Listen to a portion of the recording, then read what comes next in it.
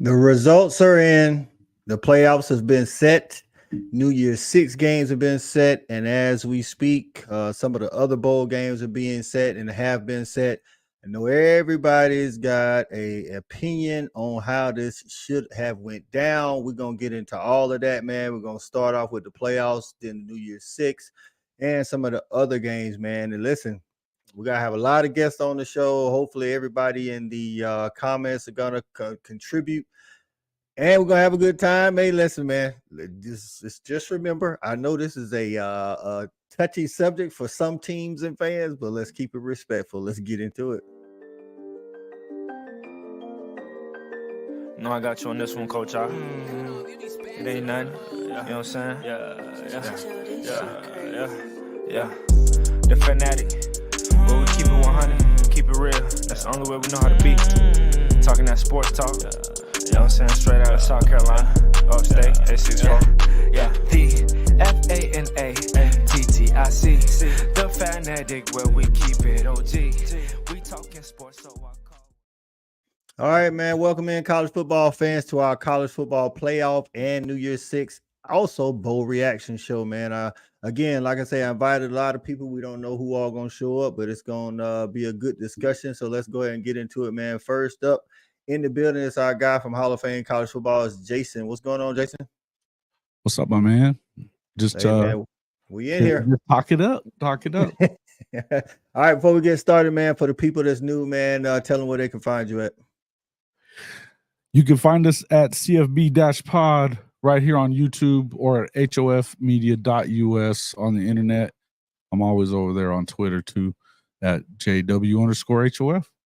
There it is, man. If you haven't checked them out, make sure you get to the channel, man. Like and subscribe to the channel, man, and share it with your people.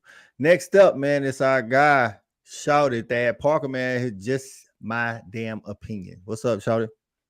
Fellas, what's happening? What's going, man? How you feeling today? Hey, man. You know, you see I got the sun blockers on, you know. It is what it is, man. You know, I don't want to harp on it. You know what I'm saying? I'm going to be honest with you, man. I feel some kind of way. But I respect it, and I understand. Why? That's right, man. Tell the people where they can find you, man, before we get started. Yeah, for sure, man. Thank you, man. You guys can find me Wednesday night, 9:30. Just my damn opinion.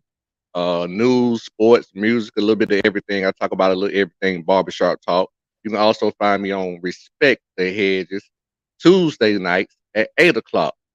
And believe it or not, I'm always hanging at Jason. I think I done finally got me a little spot at his crib on Hall of Fame Network. So whenever they on there, you'll probably see me there too. Big facts, man. Let's go ahead and bring up our guy Nathan from Big 12 Mafia. What's going on, Nathan? How we doing, guys? Good to see you.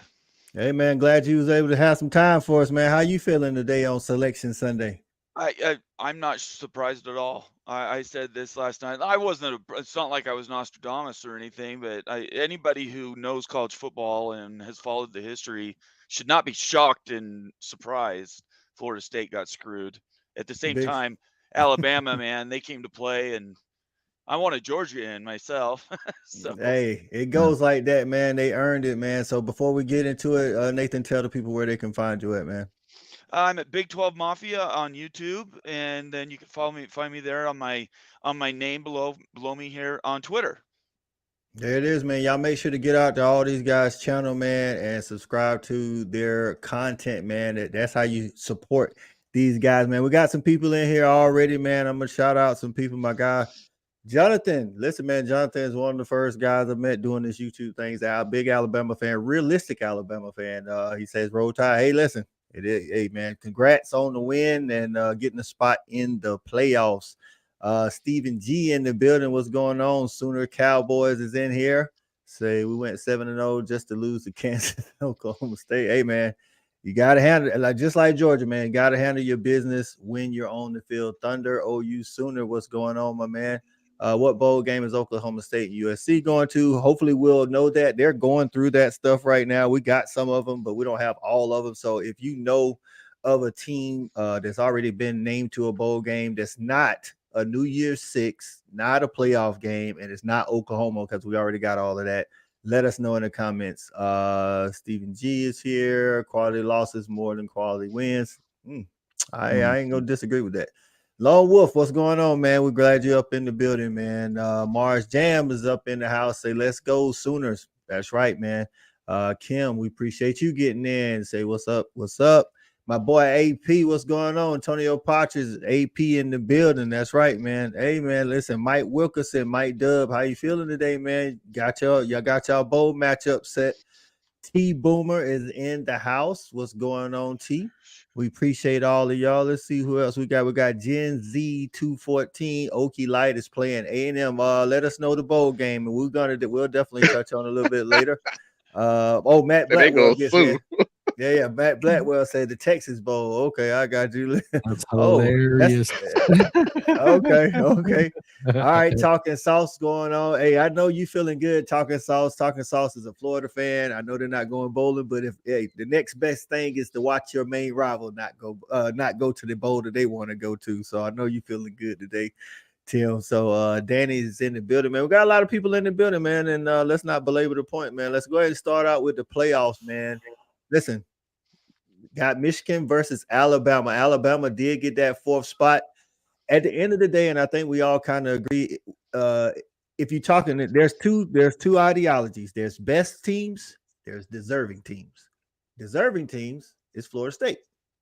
Best teams, hey man, it's Alabama. Like nobody would pick Florida State to be any of the top 4, maybe 5 or 6 teams or whatever. So I get it. I'm not saying it's right. I'm just saying the committee has said over and over and over it's the best 4 teams, and Florida State is not, in my opinion, one of the best 4 teams. Shouty, Michigan, Alabama, man.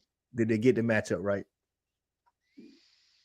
Yes, just in terms of, what you just stated in terms of what they consider the 4 best teams for that matchup. I don't want to throw a monkey wrench in there, but if you're just saying best 4 teams, I guess it's all subjective. Then why isn't Georgia in there? Hey, good. Yeah. Hey, listen, I mean, I don't disagree. I didn't mean to change the subject. I'm sorry. No. That's what we're here to talk about, Nathan. Michigan, Alabama, man. I know deserving Florida State probably should be here, but do you think they should be there when talking about the best? I don't. No, I don't think that they qualified. At the end of the day, you have teams that earned their way in, and we saw this coming in April and May. Anybody who's been watching college football and realignment stuff knew the ACC had been devalued. That's why you heard all the noise out of their schools. Clemson, Florida State, UNC, they want out. So I don't think this should be a surprise to anybody. At the end of the day, they want the teams that are going to go in there and draw the most eyeballs. They want the Colorados that bring 10 million fans to a regular season game. And we all laugh at that, but that's what it's about. It's about money. So the ACC's on a time limit right now. And you could easily see before the end of the year, Florida State and maybe other schools saying, hey, we're out. Peace. This isn't worth it. We'll write you a check for $250 million and hit the road, Jack. There it is, man. Jason, what before y'all give y'all opinion, man, I'd like to welcome to the show our next guest, and it is Coach Roy Ball of the Hall of Fame College Football. What's going on, Coach? What's up, guys? How y'all doing today? Hey, man, feeling good, man. Just getting into these playoff talks, man. Everybody's going around. I'm about to get to Jason, man. Talking about this Michigan game, man. This Michigan game, Michigan, Alabama. Jason, I mean, I know your feelings, but let everybody out there in the public know, man. We're talking about best versus deserving. You know what I'm saying? Yeah, listen, and that's where I've kind of been on the whole thing. Is that, look, I think without Jordan Travis, they're not one of the best 4 teams. That's the simplest point of the whole deal, is that it's best 4. Without Jordan Travis, there's no way they're the best 4. I understand that they went 13-0. I understand that they played their schedule and they won all the games. I get it. In the end, when you put up 16 points on Louisville, they didn't look that good against Florida last week without Jordan. It is what it is. And you've got teams that are out there that, I mean, look, I'll be honest with you, I don't think that you still have the best 4 in there. I still don't think you do. But Hey, that being said, I don't have a problem with them leaving FSU out. I understand why everybody, talking about deserving versus whatever. And I know coach is about to shit all over what I'm saying right here. But I'm telling you now, to me, it's the best 4 teams are supposed to be in this thing. Now, it's rare that you actually get the best 4 teams, and I don't think that they got all 4 best teams. But that being said, if you're trying to do it that way, they have every right to do what they did with this group.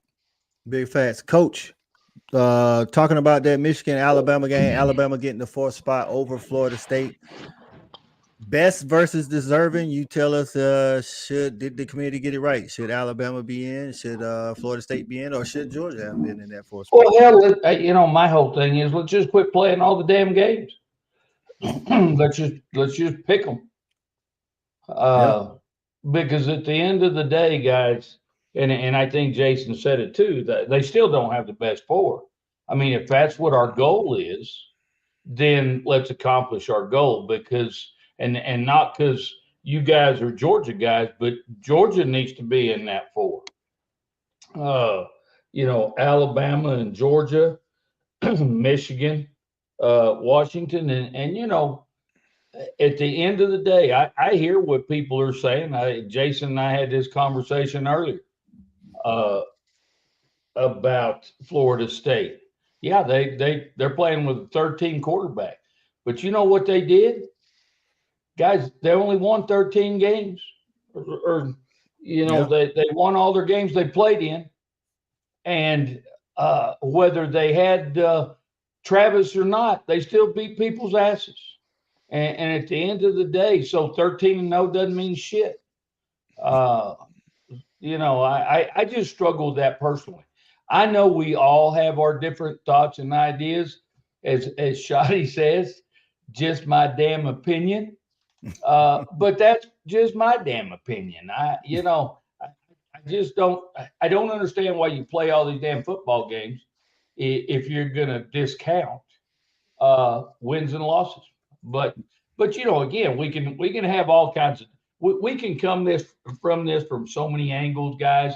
We can talk, we can look at strengths of schedules and who played the best schedules, and I mean, there's a lot of ways to look at it. But at the end of the day, I still think Florida State should have been in, whether they're not one. At this point, obviously, they're probably not one of the best 4. But how do we know? I don't think that they could beat anybody in the top 8 without Jordan You Travis. don't think that. You don't think that, but have they played the game? Just because you think it doesn't make it right. Because until you play somebody on the playing field, you don't know what the score is going to be. Yeah. I don't give a damn who it is. I've seen games that you're supposed to get beat by 50 and there's an upset. So we don't know that. Unless it's played, you don't know. And it's always going to be that subjectivity in college football because there is so many teams, you know what I'm saying? Unless they was to break off and let just the so-called Power 5 be a league and then the G5 be a league or whatever, you're always going to have that subjectivity. Sure. My guy, TK Kennedy, he played at Clemson. Shout out to my boy, TK. He said, regardless of the SEC arguments, they disrespected the Power 5 championship meaning here, which is what coach is saying. Bias for Bama is clear. Got to get that coming down. He said, that being said, I'm glad they are in so they can beat cheating Michigan. Listen, I seen somebody earlier said that Michigan's not one of the best 4 teams. Like you said, like Coach said, man, like in Shawty, it's all subjective. And somebody said Texas wasn't one of the best 4 teams. And one thing I think, and we'll talk about this a little bit when we talk about Oklahoma, but they gave Texas a lot of credit for beating Bama, which they should have. But when it came to the New Year's 6 bowl, Oregon got in, and they haven't. I know how they've looked, eye test, but they ain't beat nobody.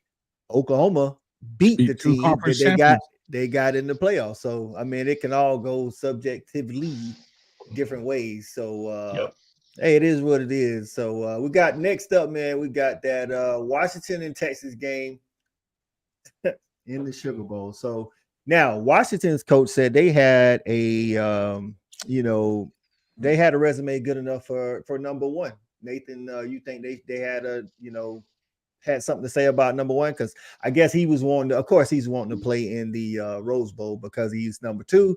He has to play in the Sugar Bowl. Right. That's it. You got it. Yeah. Washington should have been the number 1 seed. They should have been playing in Pasadena. And if you watched all these teams play, Michigan cheated. Everybody knows that. So Washington's getting screwed. Just like Florida State, Washington's on the edge. No, I'm teasing. I would have loved them to play in the Rose Bowl. That would have been a home game. And Texas has to travel, and they don't always travel well going west. Although last time they were there, they beat USC. So who knows? But as long as they're in the Final Four, that's all I care about. Washington's a good team. Penix should win the Heisman. I know Jalen Daniels played phenomenally this year, but I think he played better competition. So I think Washington getting in is great, and that's gonna be a great game. Yeah, in my opinion, Washington, when you talk about resume, I know Michigan won the Big Ten and beat Ohio State and Penn State, but I feel like Washington did it more times throughout the year than they did. So, and, not for nothing, they beat, Oregon, who is one of the playoff New Year's 6 teams. They beat them twice at home on the neutral field. So I think they definitely had a case, Sade, for that number 1 spot. What you think? I'm right in alignment with you guys. Definitely Washington should have been the number 1 seed for sure, based off their schedule and what they have done. I wanted to say this to Mike before he got off the show. I didn't know how long Mike was going to be on the show. Did I answer your question, Coach? I did answer your question, right? Yeah. Okay. Yeah. So I think Mike said something that was very important to me, at least, that I thought he hit it on the head. And I'm a follow the money type of guy. And that's kind of been his theme since he's come on this show. If you follow the money, you kind of have an idea of what's going to happen. And I've been saying for a long time, I think there's going to basically be 2 or 3 mega conferences. Me too. And what's going to happen is Mike hit it on the head. What we just saw happen to Florida State is the fastest way to get the top teams out of the conference because they know they can't play for it. Big facts, man. Money always, we all know, we watch college football. We know college football is $1 billion business. Money always has something to do with it. Shout out to Neilio, man. He's getting in. He says, good Sunday afternoon. Always enjoying the content and football talk. Here's to a great show. We definitely appreciate you, man. Neilio is a Kansas State fan, right, Jason? Yes, sir.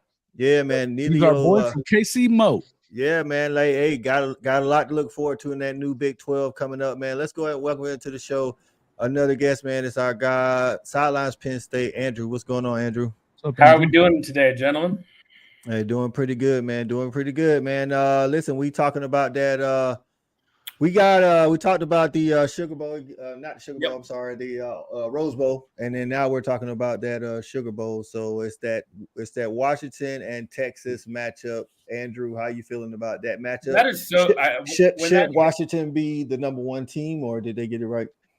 Washington should be the number 1 team, but hey, that's the way the cookie crumbles. But I mean, look at this matchup. What isn't this going to be a fun game? Quinn Ewers versus Michael Penix. You have playmakers on both sides of the ball. Mm-hmm. I love it. Yeah, I think this is a great thing just for the uniforms are looking really cool, purple versus orange, and it's going to be in New Orleans, so the crowd's going to be lit. That's a fun game, and the other game, the other premier game, it's also going to be close. I believe both games have about a 4-point spread, give or take. So people are projecting this to be a close game, and I think that's what we kind of deserve. But this game stood out to me. I think Washington does win, but heck, I'm happy to be wrong because I think it's going to be a high-scoring, high octane affair. So Lone Wolf gets in, and I didn't even remember this. Washington played Texas in a bowl game last year. Alamo Bowl. Oh, that's okay.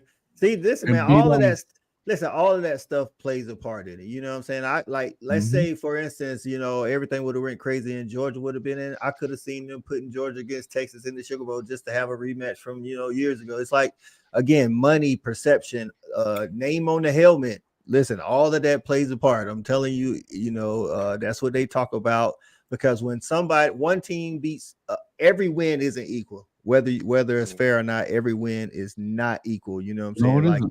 You know what I'm saying? Like if I don't know, for instance, Ole Miss had to beat, won and got into the SEC championship and they beat Georgia. I think it doesn't count as much against Georgia as Alabama beating Georgia. So that's it. Listen, the professor gets in and says FSU fans need to stop crying. They can come to the SEC and play a schedule like Florida. I know y'all Gator fans are definitely enjoying Florida State not being in the playoffs. Shout out to the professor for donating to the Hall of Fame channel. Nathan, I know you got limited on time, man. Before you get out of here, because we're going to move on to the New Year's 6, give me your top 4. Like if you whatever you want, whatever criteria you want to base it on, give me your top 4.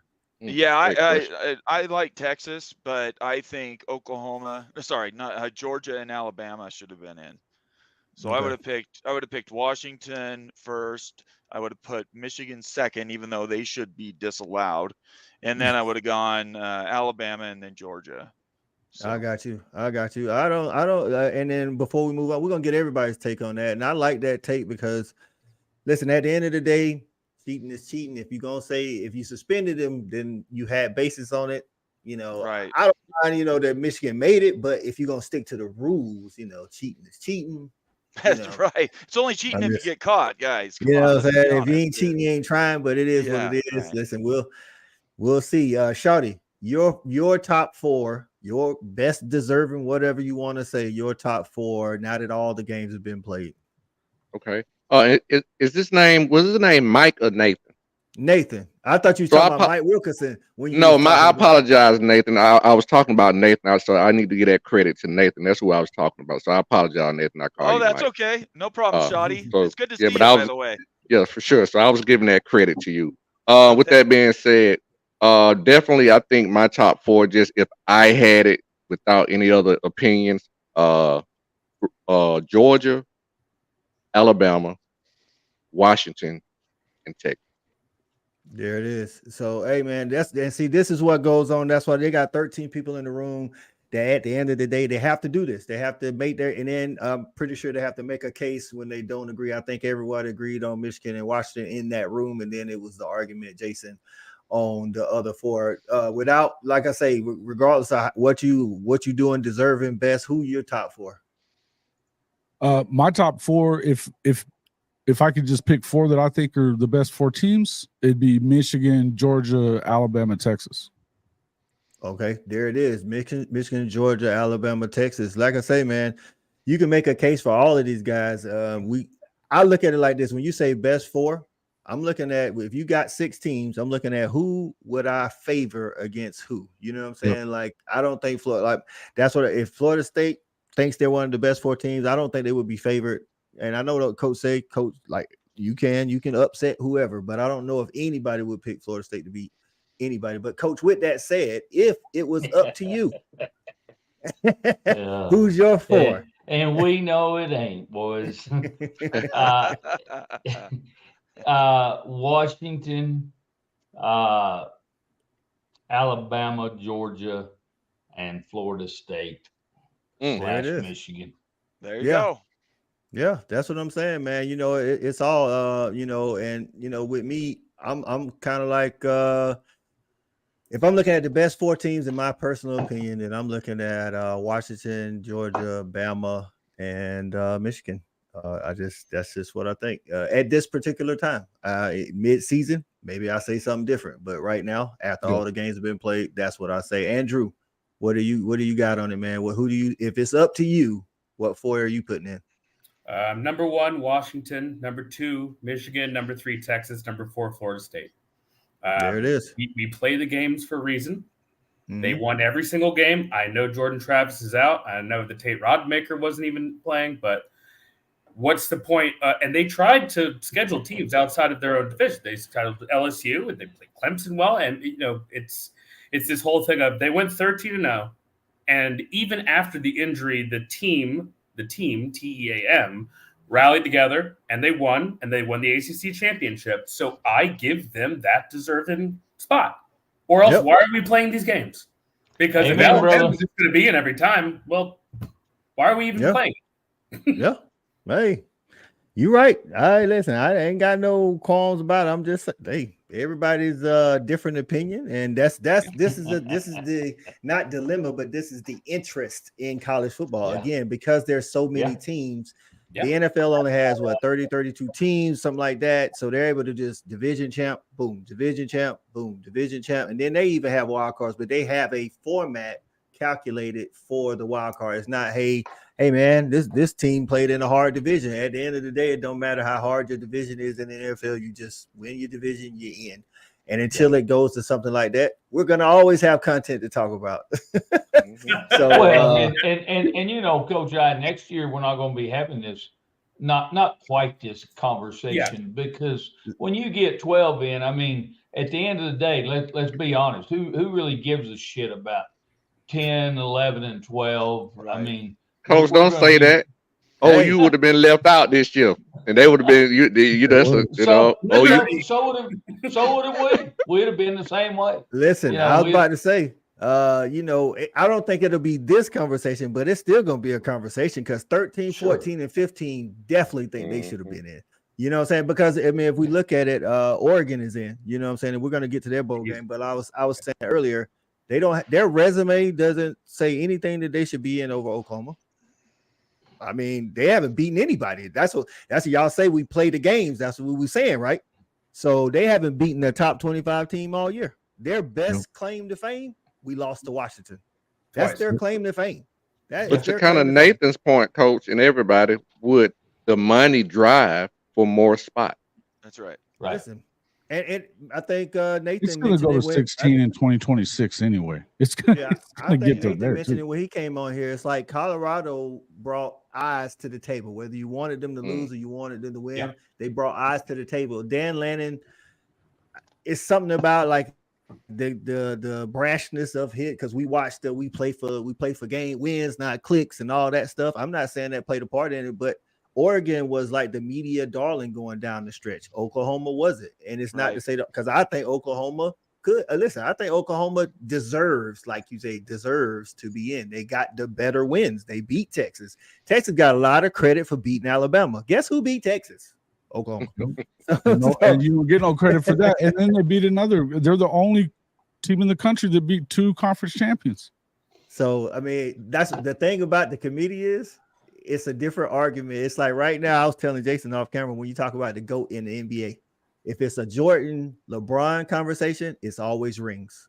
But if you say, okay, rings, well, then what about Kareem and what about Bill Russell? They're like, oh, well, you know, Jordan was the NBA. The argument changes. That's how it is. And that's how this playoff committee selection does it. When it's a Texas Bama, it's head to head. When it's a Bama, and the game mattered. But when it's a Bama, Florida State, the number one metric that they don't put on there is what we've been talking about with Nathan led off on. The number one metric that they really take into consideration is money, but they don't put it in there. You know what I'm saying? Nathan, you get ready to Coach say something. Really quick, one other note is, let's look ahead to next year. You have 5. They're talking about 5 conference champions. It's going to be a 5+7. And that means that the G5 gets one of those spots. So we're going to have the same conversation next year when Tulane goes 10-2 and is the best G5 school. They're going to end up having a guaranteed slot because that's the only way they could get that negotiated out. So the next year, it's going to be 12 teams. In 26, I've said this before. Jason has heard me say this. Maybe you did to both coaches. I think it's going to be 16 teams because of what happened today. It's going to go to 16 teams. You're going to have as many teams in as possible. And there's not going to be any discussion about the anger that Oregon is showing today that they're playing a Liberty team in a New Year's 6 bowl, but which, by the way, people that claim they've been in a New Year's 6 bowl, that hasn't had any value for like 25 years. Just taking that as a claim to fame doesn't mean anything, because it doesn't mean you won the game. Money. It just means you got to the game. And there's a huge difference between winning the game and getting into the game. So it's all going to change. We're going to go to a 12 and then 16 team format. And the money's just going to come rolling in, billions and billions of dollars. Oh man, And listen, people gonna tune everybody's into going to this get it. 12-team playoff. That the money on the 12-team playoff TV ratings is gonna be stupid. Right. Shout out to EMA, says I'm from Australia. He can't believe how 13 people get to decide who makes the playoff. To think this is supposed to be the better system from where we came from, where they just pick the champion.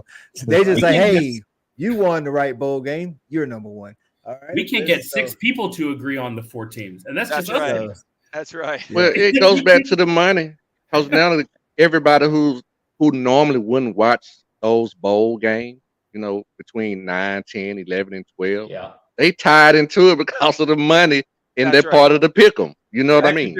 If there's money, Notre Dame, Ohio State's going to be in it every single time because that's just money. Alumni base has eyeballs. Yep. This is a television show. They don't care about the game. They care about the money, the ratings, and the numbers. And that is what they're trying to do. This is a television show. So my guy Jeff Harrison, he's a Florida State fan, man. He's heartbroken today. He say the games don't matter. Say, how is it fair? How's that fair? Listen, that's what Coach Roybal was talking about. That's what Andrew was talking about. You play the games that at the end of the day, some games mean something in the playoff committee's eyes, and some games don't. Like Jordan Travis had an interesting tweet earlier today, and shout out to the professor for getting in on Jason's link. And it says, if Clemson had FSU record and the same thing, do they get in? If Cade Copeland wasn't playing, then the same thing happens. They don't get in. If Cade's not playing, then no. They talked about on ESPN. Listen, and we all know whether it's fair or unfair, the quarterback gets the blame, he gets the credit, whatever it is. Right. If you don't have your starting guy, and especially a guy of the caliber of Jordan Travis, and what his Twitter Heisman candidate, his tweet said he wished he broke his leg earlier in the year so we could have seen Florida State as they see Florida State. I give him props for that tweet, by the way, though. I do give him a lot of props for that tweet. Any losses, any losses in September and the first week of October, they're devalued. They always say if you're gonna nobody lose, remembers lose early. those games. Nobody knows those. Yes. The only exception to that is the Michigan-Ohio State game. Every other team it's better to lose in September or October than it is to lose on championship Sunday, like Georgia sees now, right? They're totally getting jobbed. They're obviously one of the top 4 teams. Anybody that's doing a decent look at all the teams back to back, Georgia has been the best team for 3 years. 1 or 2 defensive breakdowns yesterday, and we're not talking about Alabama at all. So I just think that the whole system's broken. It needs to be blown up. And I kind of chuckle because I'm a fan of a team that's not only out west, but has been disenfranchised for decades. And I kind of laugh to myself that, there's other people that are now feeling the same pain. The Boise State pain, the TCU pain, the Utah pain. It's been real out west. And now finally somebody in the East has to feel it. And not jumping on anybody's tombstones. I think FSU earned their way in, like Coach said, but that's the system that we have. And right now it's about money and eyeballs, and everything else doesn't matter. I got to go, Coach. I'm sorry. I apologize. No problem. We're glad you came in for us. You gave us a good 30 minutes. So we good, man. We know you got stuff to do. We appreciate you. Y'all make sure y'all go check out Big 12 Mafia and at the Holy Rivals on YouTube, man. Subscribe to the channel. Always good Big 12 content, BYU content, college football content all around. We appreciate you, Nathan. Oh, no problem. It's great to see nothing but gems, man. You can drop number gems, Nathan. All gems. I appreciate that, Shotty. Thank you very much. Bye-bye, Jason, Coach. All right, brother. You bet. See you later. Later. Yeah, man. So, and he talked about Georgia, man, and Georgia is matched up with Florida State in the New Year's 6 on December the 30th. This is a rematch of the Sugar Bowl from Mark Richt's first SEC title in 2002, where we played them in the Sugar Bowl. I'm sorry, and I said the orange. I said Sugar earlier. I meant the Orange Bowl. Listen, this is what both fan bases are gonna say. Let me tell you right now. Oh, we don't have everybody. Oh, it don't mean nothing. Listen, at the end of the day, you can use this bowl game to see what your team might look like next year.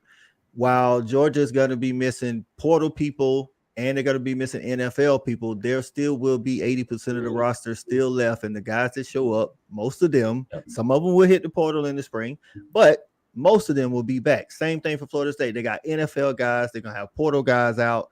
So when you use the excuse of, well, we didn't have such and such, well, guess what? The other team didn't have such and such as well. So I think this is a good matchup, as far as, resume, record, whatever. If FSU, the FSU was 5, Georgia was 6. I think that's a good matchup in terms of ranking.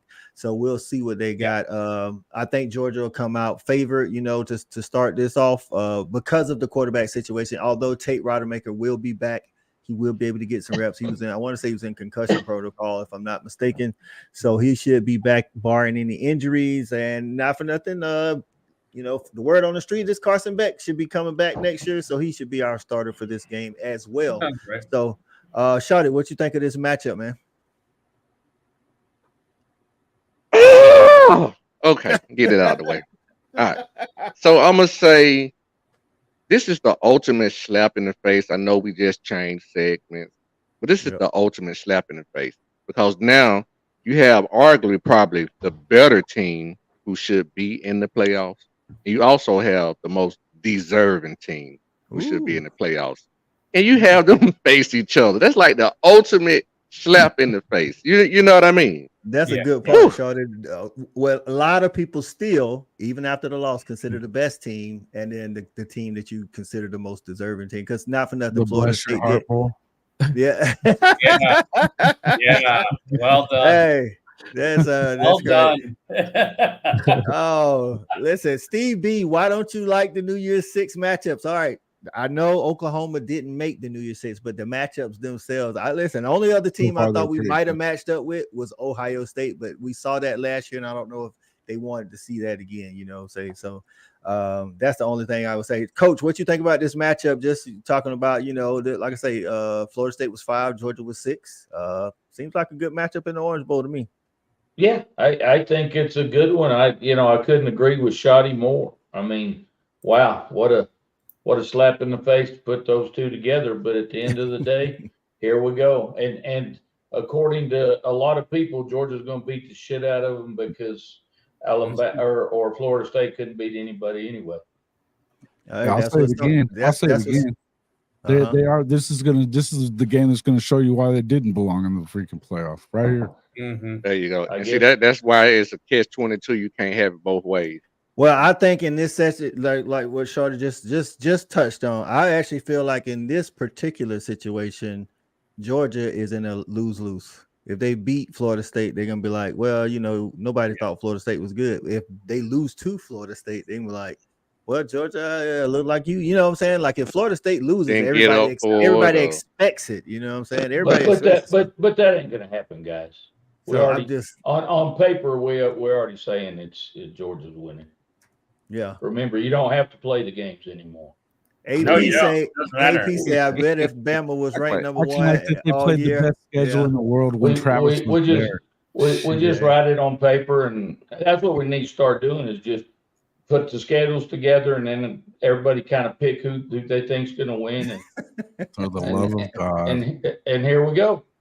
Yeah, so AP getting in, say I bet if Bama was ranked number 1, basically in the same situation Georgia was, and then lost the SEC championship. They would still get in. We've seen that happen before. Hey, at the end of the day, we're in the Orange Bowl. At the end of the day, I think we're gonna come out and we'll probably be at least 10 to 12 point favorites in this game, if not more. I think about 10 to 12. You know what I'm saying? But because Jordan Travis is just that good. I mean, we watched him. We all watched it with our own eyes. We watched this dude like single-handedly win games time after time. And when you take that guy away, and me and Shar talked about this on Saturday. I mean, to be honest with you, if we didn't have Carson Beck, I mean, they probably do us the same way because I think the drop-off is the same as at Florida State when you lose Jordan Travis. So probably 2-3 lost team for sure. And another thing that played in Florida State not getting in because of the quarterback situation, honestly, it's Georgia beating TCU 65-7. Kirk Herbstreit was adamant that he didn't want to call another game in the playoffs that was like that. And I know some of the people in that room was talking about that. If we put Florida State in, especially against Michigan, I'm gonna be honest with you, I think Michigan wins that game by 3 scores easily. And they want to see closer. I know that shouldn't be a part of, but they do want to see culture, closer, games. What's going on, Kyle Pope? Appreciate you getting in. You say coach is right. This sets a really bad precedent going for it. Hey, that just means that next year There they're ain't no telling president. It's Listen, 12 teams next year. Next year they're saying conference. What are we even talking about? Yeah, next year they say that like I say, 5 conference champions get in. But this is my thing: is there are no 5 Power 5s. There's only 4 Power 5s. Yeah. So like they got to change. They already got to amend that rule. You know what I'm saying? So because it's 4 Power 5 conference champions, and then I don't know what they're doing with Washington State and Oregon State. They've already agreed with the Mountain West to play 6 games apiece to fill the schedule, and then they're going to fill the other 6 games with OOC games. So I don't know how that's going to work. Yeah, conference wise, I think maybe me and Jason maybe have talked about this. I mean, I've been on so many shows, but conference wise, it's just really smoke and mirror. Because at the end of the day, you're gonna still get the same percentage of teams from each conference.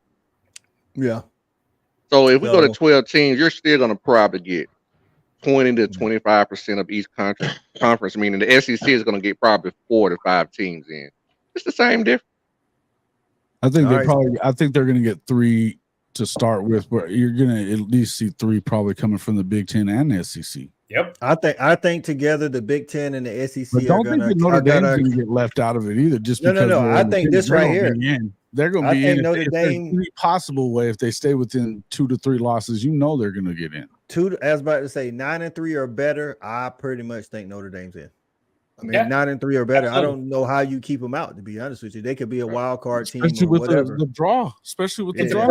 It's the brand, the eyeballs. Is Notre Dame is iconic, and it's also about like. You get the Midwest with their schedule. So their schedule's the ACC, and so I mean, yeah. Well, so I think the Big Ten and the SEC together will account for 6 spots. I don't know how those 6 spots will go. I don't know if it'd be 4 for Big Ten, 2 for SEC, 4 for SEC, 2 for Big, or 3 and 3. I think 6 of them spots are going to the Big Ten and the SEC. Oh, yeah. That's just what it is. Agreed. So the next game on the slate, man. And I think this is a really good matchup, Missouri and Ohio State. I think Missouri is one of those teams, kind of like Oregon, didn't be the top 25 team, but on the field, we all watched it. We watched them come into Athens, play us tough next week, blow the doors off of Tennessee. We watched them week after week do what they're supposed to do. And then Ohio State lost to Michigan for a 3rd time in a row. Before I go on, Bishop Franks, what's going on, Bishop Franks? Appreciate you getting in, my man. Bishop Franks contributing to Jason in the Hall of Fame college football. Say big salute. Bye. Hey, bye, Big 12, SEC. Here we come. Hey, starting the chant already, man. We appreciate you, man, getting in. So let's see. Nathan says, do you see the ACC blowing up after what happened today? I think the ACC eventually, not next year. I think the ACC was on the way once people started moving, and then they had to default and get Stanford and Cal. I think that was a sign that they're gonna blow up in the first place. Like it turned into the academic academy conference. Exactly. So let's see. Marvin Harrison probably won't play. Oh no, I don't doubt that. Like I said, if you're not playing in the playoffs, I don't care what team you are.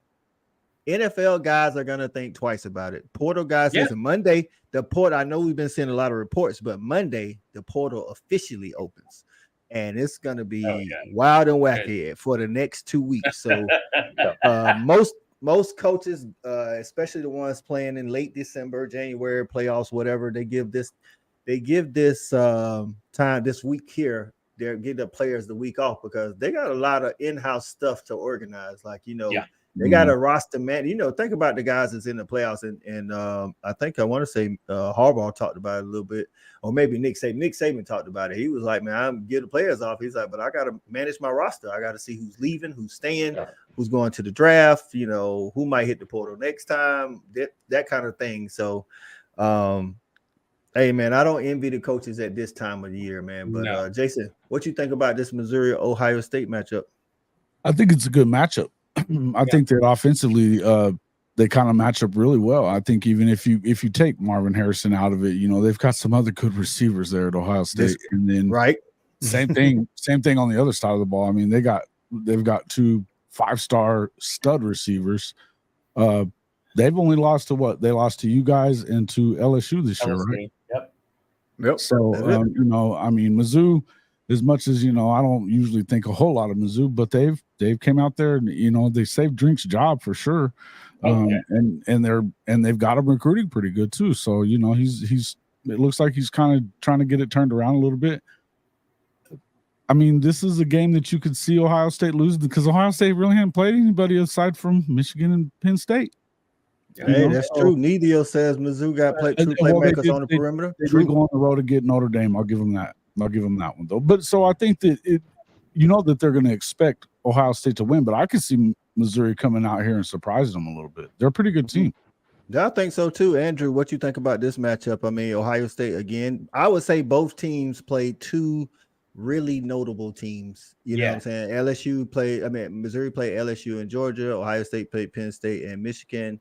You know, so what you thinking of these matchup? Of course, like I say, we're gonna have people sit out. I mean, even if Marvin Harrison sit out, it's not like Ohio State hasn't gotten literally the number 1 wide receiver in the past 3 classes. Yeah, right, I mean, I think it's a tale of 2, you know, programs. Like obviously Mizzou was kind of on that downturn for a good amount of time, and then you know, this year obviously terrific. Heck, they even played Georgia very close last year. And I think, look at the Mizzou team head by Drinkwitz and their fan base and their team. They're probably elated. They are so happy to play in Jerry Dome in Cotton Bowl. I'm sure they are pumped up. Whereas Ohio State, they might feel like a little pissed off. They might feel like, ugh, why are we going to get up for this kind of game? Because we deserve better, XYZ. They probably still look at their wounds after losing to Michigan for the 3rd straight year. But, I mean, you know, Ohio State has talent. They have the talent advantage. They probably have the coaching advantage. But, I mean, there's that, you know, what if Brady Cook and Luther Burden just have a day and they can win this thing? So I'm going to be rooting for Mizzou like heck because I cannot stand Ohio State. But, you know, and I know they'll be projected as winners, of course. But, hey, good for Mizzou, good for Drinkwitz, and, you know, the talent is now coming to Mizzou, and probably at the good time as the SEC and the Big Ten are expanding, and expect to see them more in these sort of situations in New Year's Six Bowls going forward. And Ohio State was always going to be there, right? So I think this is like Mizzou is going to take that David versus Goliath approach, and I think they're going to be. I think that's going to be a really fun game. And also, I don't know if these teams have ever played in my lifetime, but they haven't played. They definitely haven't played since I went to college in Georgia in '95. I'm dating myself. That was my first year, but they definitely haven't played since '95. So I not mean, that I remember. No, I mean, so I think it's just cool. I love when 2 random, very good teams get to play.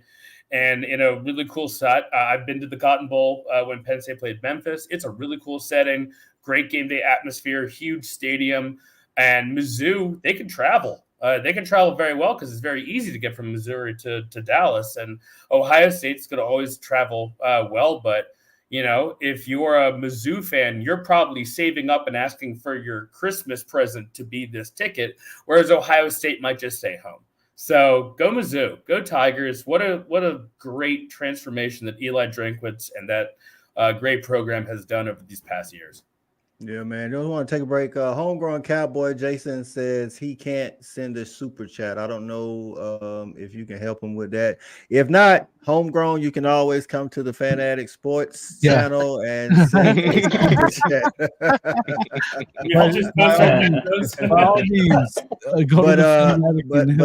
But I don't know why you wouldn't be able to send a super chat on Jason's channel. It should be there. It's monetized, and we've got some other ones that you just have to. If you go, we've had about 4 today. So yeah, if you go on the chat, there's just a money sign. I don't know why I wouldn't let you, but I mean, you know, hey, if it works on Coach Eyes, that's all right too.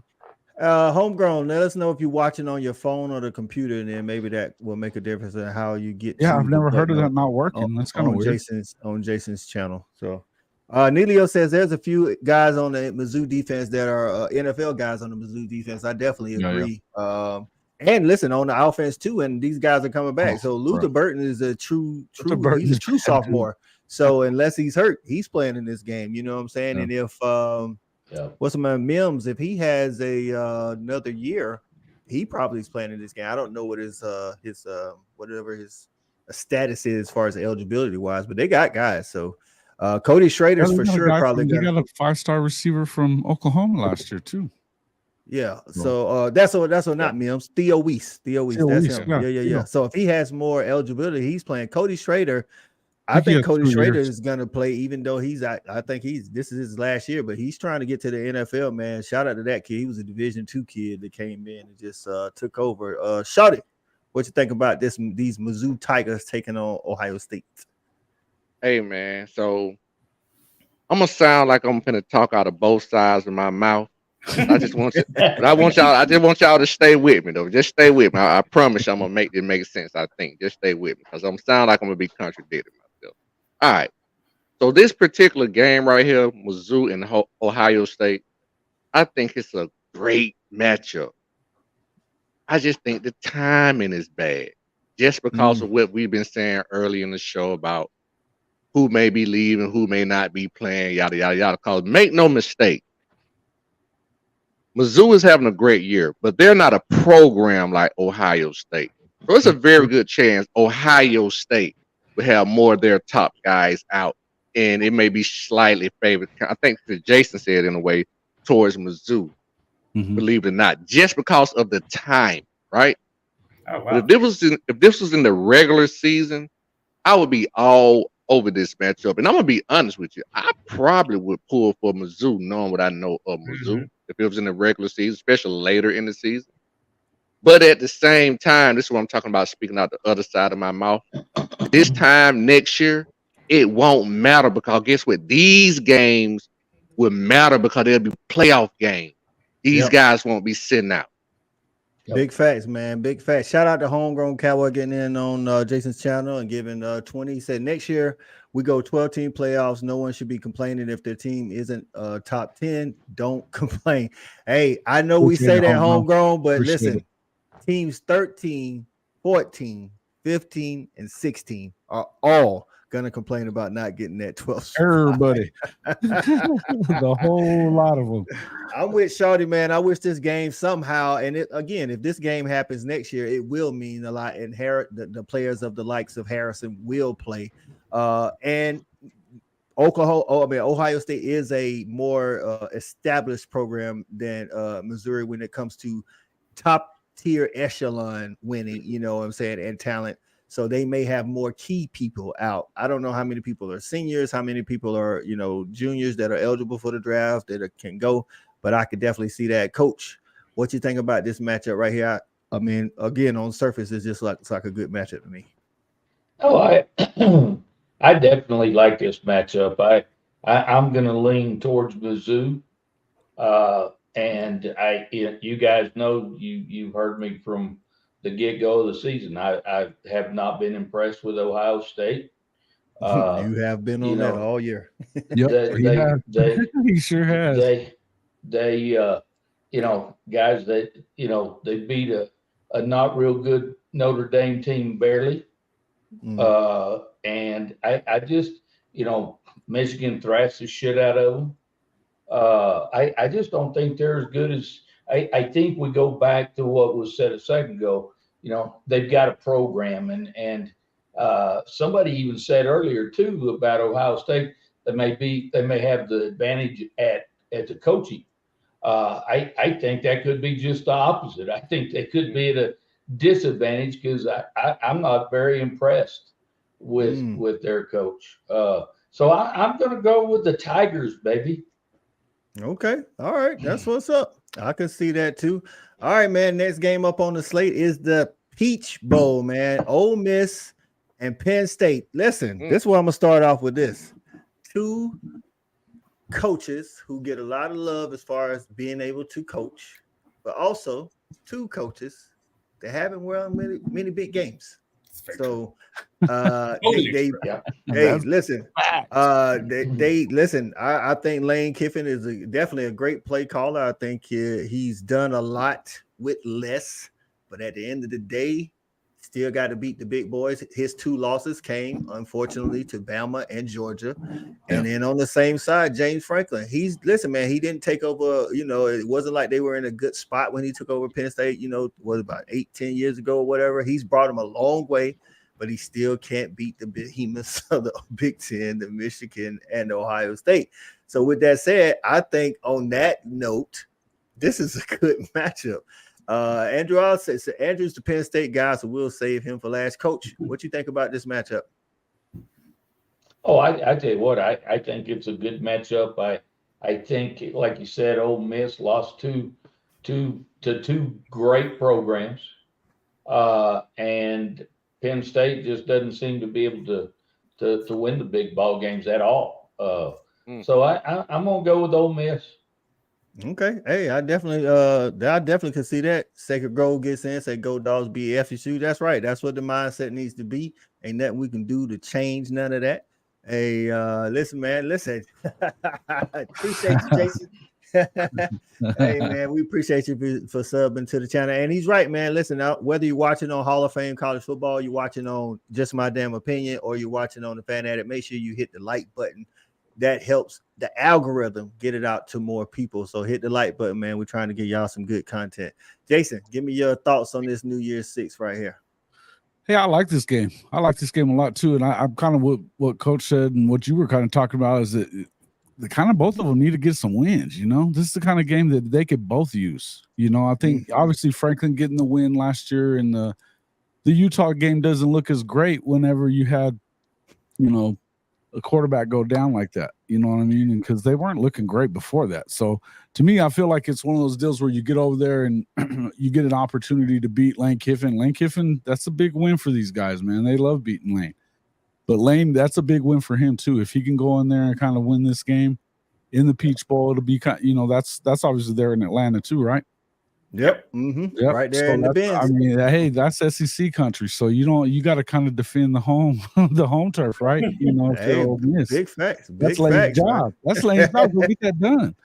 That's right. I like Lane, man. I think that this would be a big win for him, and he's had a great season this year. I mean, obviously they lost to the 2 best teams they played in Georgia and Bama, but he did beat LSU. I'll give him that one this year. Yep. Hey. Listen, Sacred Grove, I like this comment. It might be his candidate for comment of the day. He says Ole Miss versus Penn State equals that we just lost to the 2 best teams in our conference bowl. That's a fair statement. It's a true statement. So, hey, Shawty, what you got on this Peach Bowl, man, happening in the ATL on December the 30th, man? Yeah, man. I hate to go behind on Jason on this one because I agree, pretty much with everything that he said. The only thing that I would add to that is I would just put it in terms of I think this win, who I'm picking, which is Ole Miss, I think the win is bigger for Ole Miss just because of what you guys have said. Their only 2 losses would be to 2 of the best teams in the nation. So I think that helps catapult his program for next year. But for Penn State, no disrespect. We got my man on this. No disrespect. I'm just a straight shooter. It's just par for the course for him. You know what I mean? Winning 9 games, losing 3 games. So I don't think he's brought the program a long way. He just brought them where they should be anyway. Franklin has to elevate his game. So him losing this game or winning it would just be par for course. So to win this game, Ole Miss, it'll be a much bigger step in their program with the season they have already had. Bet. All right, man. And the final thoughts on this Peach Bowl is coming from Andrew, the Penn State alum. What's going on, Andrew? How you feeling about this matchup? Well, I'm going because I just have to take the MARTA about four rides down there. I got some close friends coming in for the game. One of my best friends is an Ole Miss alum, so I'm just so happy because Penn State's going to be in Atlanta. I mean, that's just wonderful. The Benz is cool. And I think it's just a great matchup. I mean, I think it's going to be, again, it's kind of like that Washington, Texas thing of, I think it's just going to be a good football game. I don't know who's going to win this. Could Penn State win? Absolutely, because as you had said, James Franklin, par for the course, 10-2, go to the New Year's 6, win. He's won a Fiesta Bowl. He's won a Rose Bowl. He's won a Cotton Bowl. So maybe if he wins, so if he, and I've been to all of them. So we beat Utah in the Rose Bowl. We beat Memphis in the Cotton Bowl. We beat Washington in the Fiesta Bowl, and now it's Peach Bowl. Perfect. 10-2, win the Peach Bowl, get another thing of hardware, and show how you're going to definitely change absolutely everything you've been doing for the past decade. No. Big fact. Big fact. No. Hey, man. Listen, I want them to win. They'll probably win. I don't give a shit. I just want to beat Ohio State or Michigan once. I was about to say that. I was about to say, I think Penn State fans are to the point where they're like, we're good. I mean, the BCS is good, the New Year's 6, whatever you want to call them. But at the end of the day, we got to beat Ohio State and Michigan. I think even with the new teams coming in, whichever one ends up, not the new teams, but whichever one between Michigan and Ohio State ends up on Penn State's schedule next year, they're like, you got to beat them. Who cares about the rest of the guys? Because we haven't like that sandwich against stale, coach. Hey, sounds like it, man. And like Andrew said, he's been there for all those wins. But at the end of the day, he's also been there. Offense though, and the guy that they got coming in from Kansas. Wait, this dude. Listen, this is the thing about that, cat, man. He's a different cat. But this is the thing about what I told you with Garrett Riley and Clemson. It could be a good guy coming in.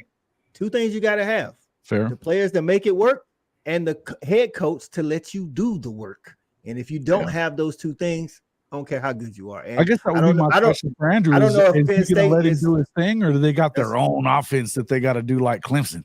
Yeah, so hold up. So we can talk about that, but we got a lot more bowl games to talk about before we talk about how to do OC. Yeah. So glad you're here to keep us in line, Coach. Hey, listen, man, we got some people. He's like the bumpers in bowling. He's like, okay, I'm not gonna let you get a gutter ball. But hey, and listen, we got a lot of stuff to talk about in the off season. There's a lot of coaches moving, there's a lot of players that's going to be moving, and we want to make sure, and Andrew's going to be getting into this podcast space as well. We need to make sure that we keep a lot of this going, because there's a lot of good content that's going to be had, and there's some people, some people that are watching that we appreciate that are kind of impatient on the bowl games. The next bowl game up is it should have been the Oklahoma Bowl, Fiesta Bowl versus Liberty. Listen, on the Fanatic top 25. Shout out to Coach I. Shout out to Coach I for always having Liberty in the top 10. For being undefeated, not too shout out to Coach I and his not Fresno State. You know what I'm saying? So we're gonna let Coach Robo start with this, man. Liberty undefeated G5 versus Oregon. First, I want two things from you, Coach. I want should Oklahoma be here instead of Oregon, and then what you think about the game itself.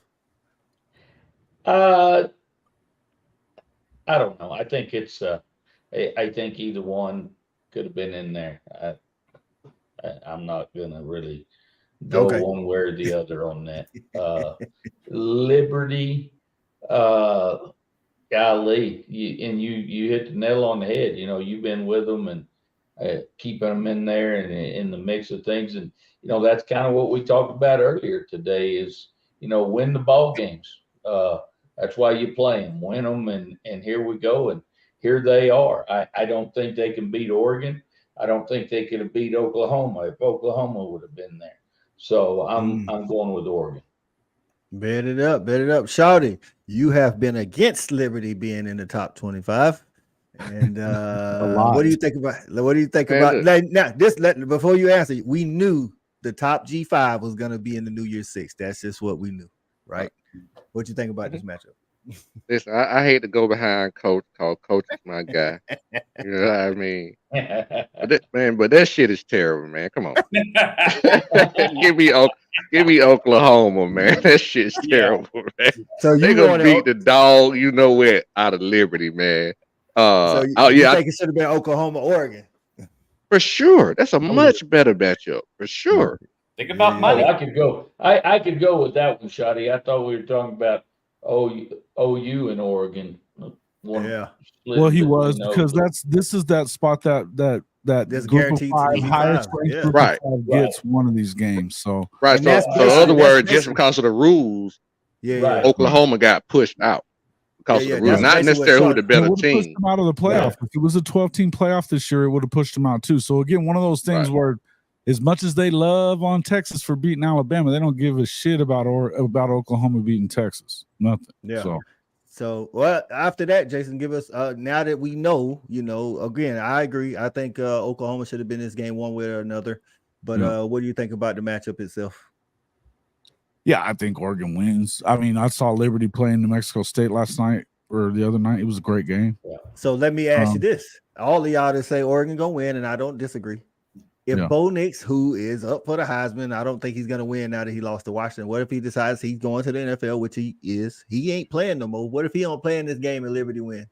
Are y'all gonna discount Liberty winning because Bo Nix didn't play? No. Oh no! If it should be such a blowout, I didn't say it should be a blowout, but I'm talking to Shawty. Shawty say they're gonna beat the dog walking what out of them. That means they should be able to do that with their second string quarterback. Well, to your question, Cole, you just said ask where we would discredit it.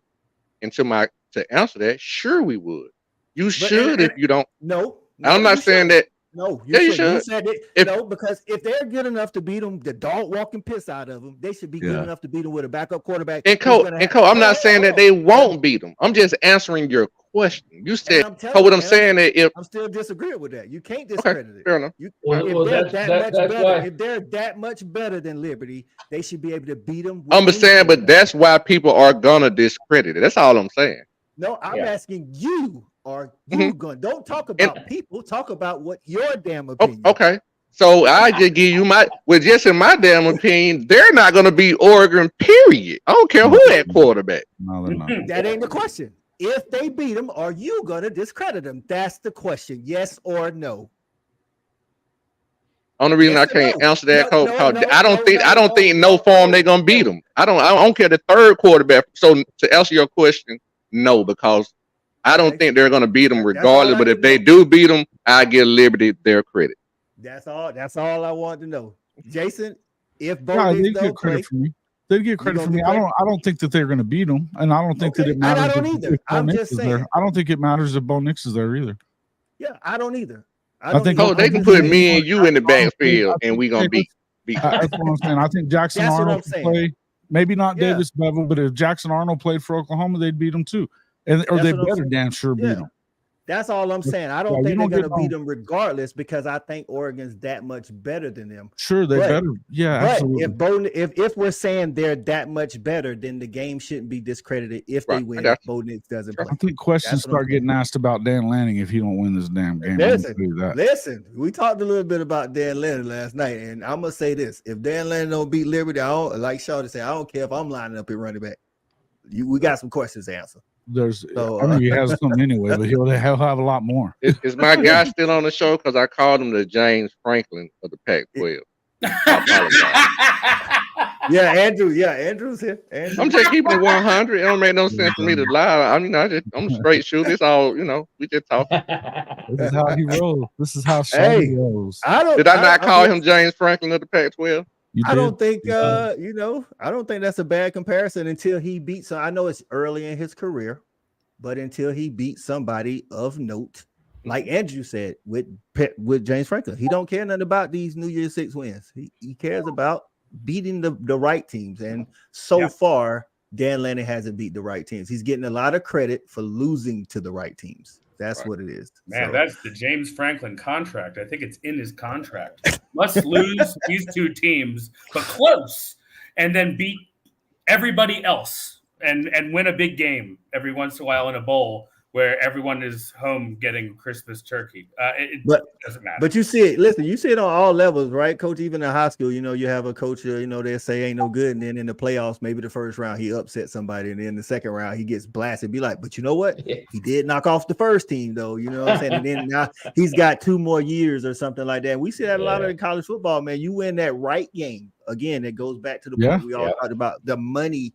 and like Andrew was saying, the television aspect of it. Yeah. You beat the right team at the right time.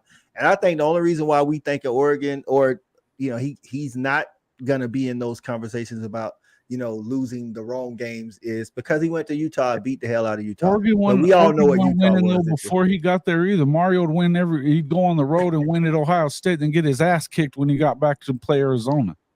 Yeah. Speaking of Arizona, next Coach I. Go ahead, Coach. Hey, Coach I was just going to say, but you know what? It really doesn't matter, or does it really matter if Bo Nix plays or not? Because, Florida State would say that it doesn't, Hey, that's what I was about to say. Florida State would say it don't matter if you win the games or whatever. It don't matter who playing. Good point. So you're right. Florida State's argument is gonna hurt Dan Lanning if he can't beat Liberty. You know what I'm saying? Again, we're all thinking that he's still gonna beat Liberty. So if you're watching the show, we all think Oregon was gonna beat Liberty regardless of who's suiting up for them. That's just where the two programs are. I mean, I don't care if all of the guys that's going to the NFL sit out for Oregon. It's the day after my birthday for this one. So hey, we got Oklahoma and Arizona in the Alamo Bowl.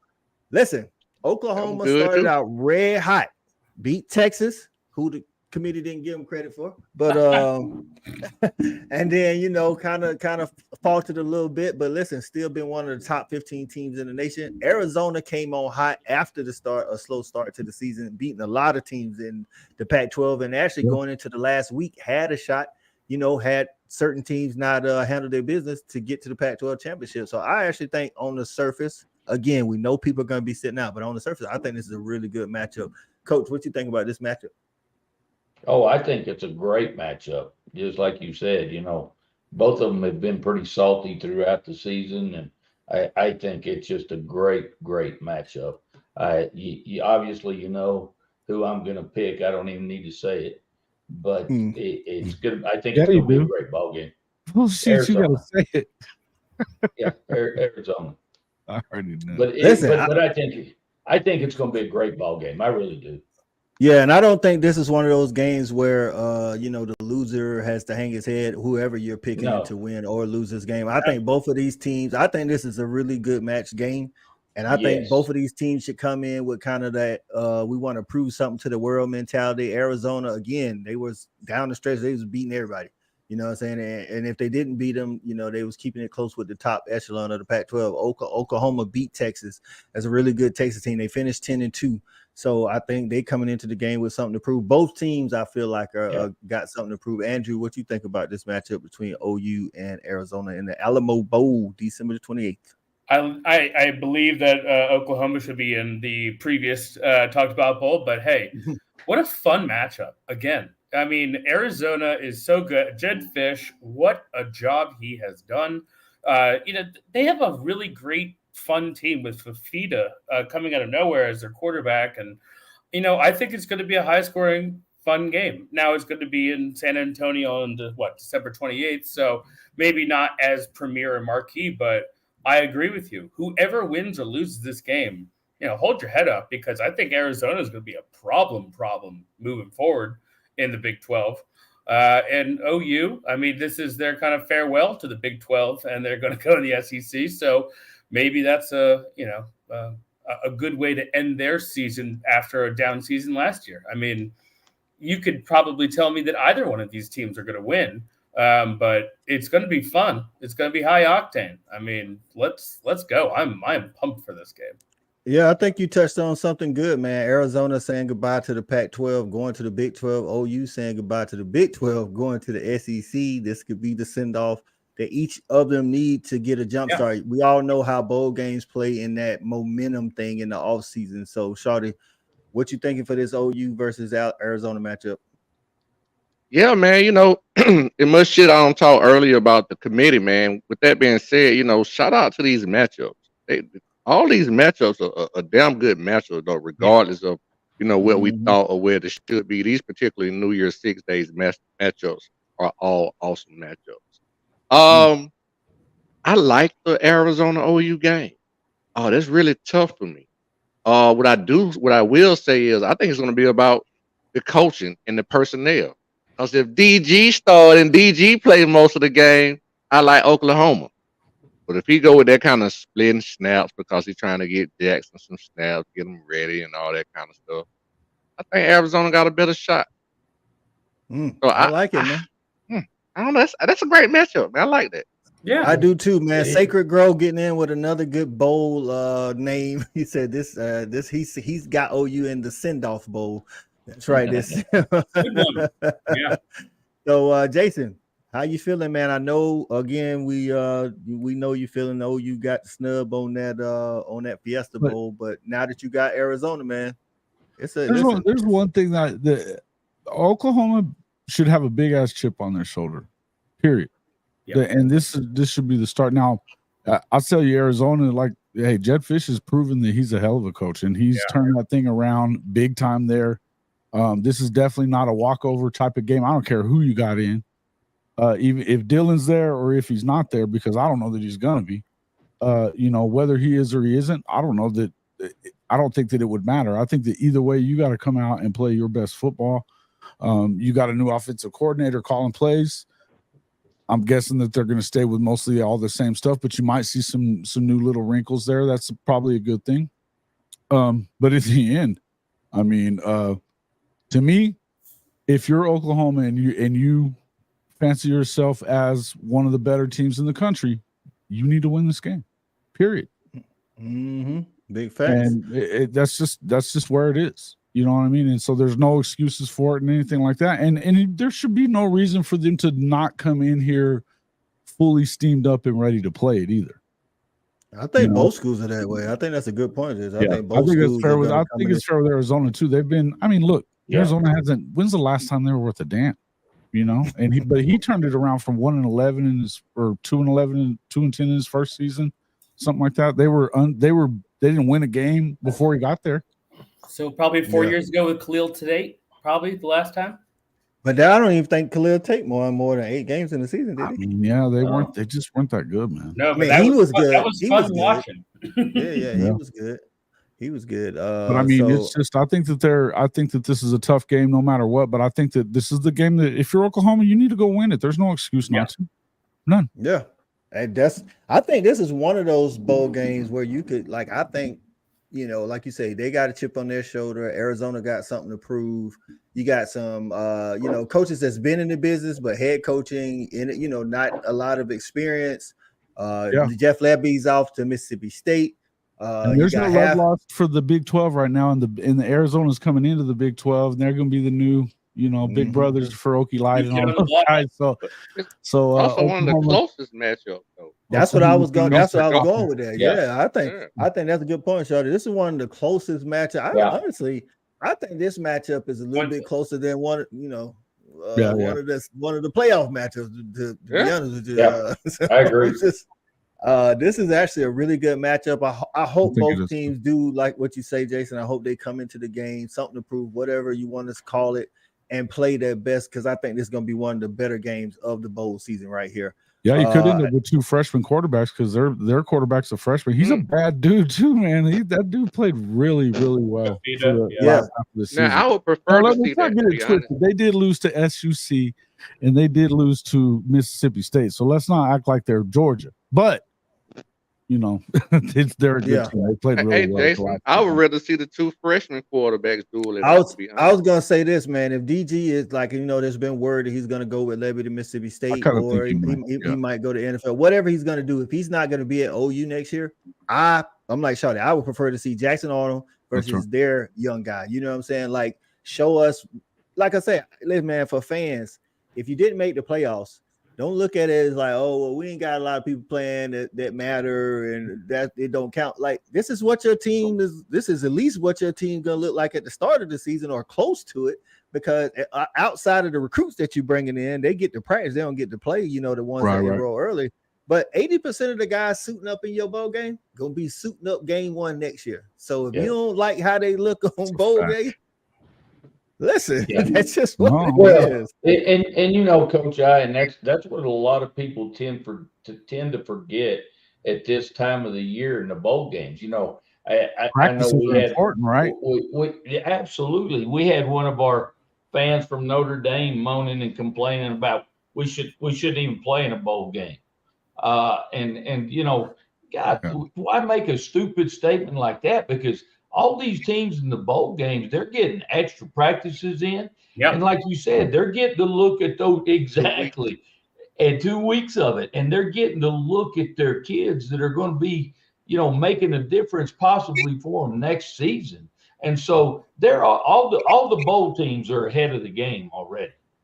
Big facts, man. And I want to speak to the money issue like we talked about. Listen, I know some fans are like that Notre Dame fan you talk about, like, oh, I don't want to play in the bowl game. I like this attitude by 405 boy. My 405 boy say, even though I hate missing CFP, this is a great matchup. It is. Yeah. And when you talk about the money aspect, Shawty can speak to this.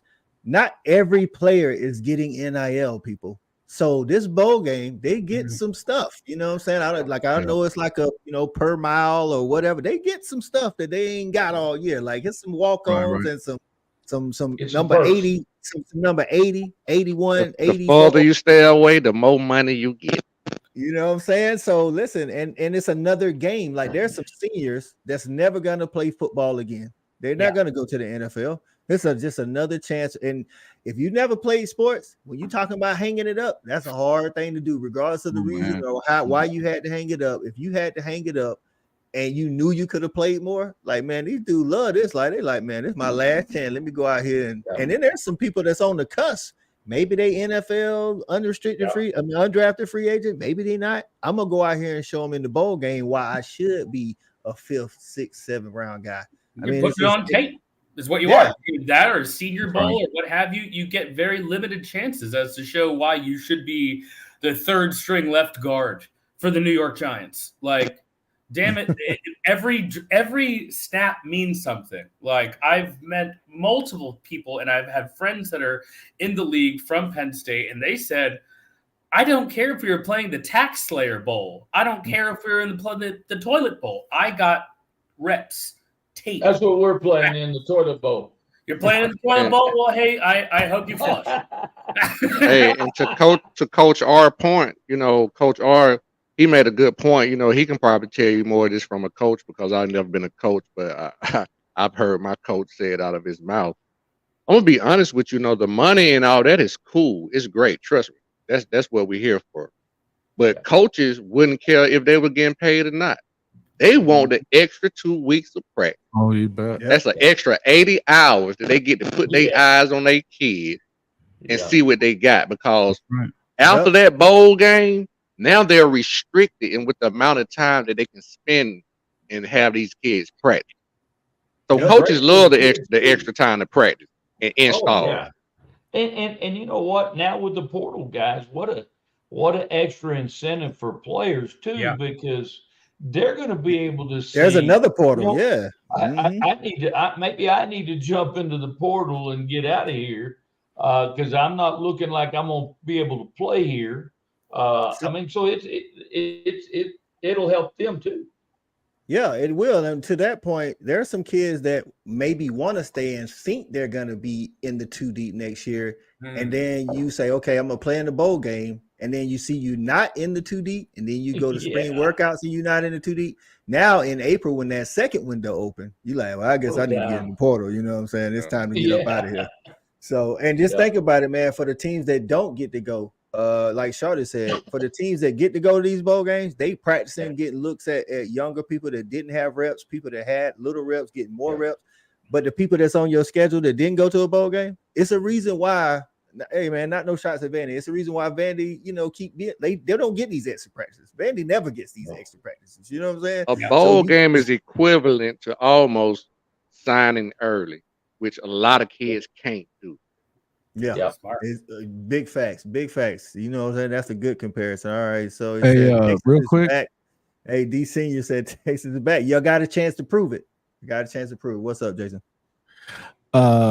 Billy Lucci is reporting that E-Rob is headed to Syracuse.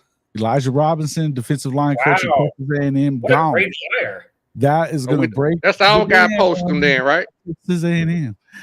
That may break that portal down. Oh yeah, that's Fran Brown. He posted. The defensive back coach, former defensive back coach at Georgia, who just got the job. He just poached him from Texas A&M. If you don't know who he is, he's one of their top recruiter Here's their top recruiter for all of those 5 stars you saw Texas A&M get under Jimbo.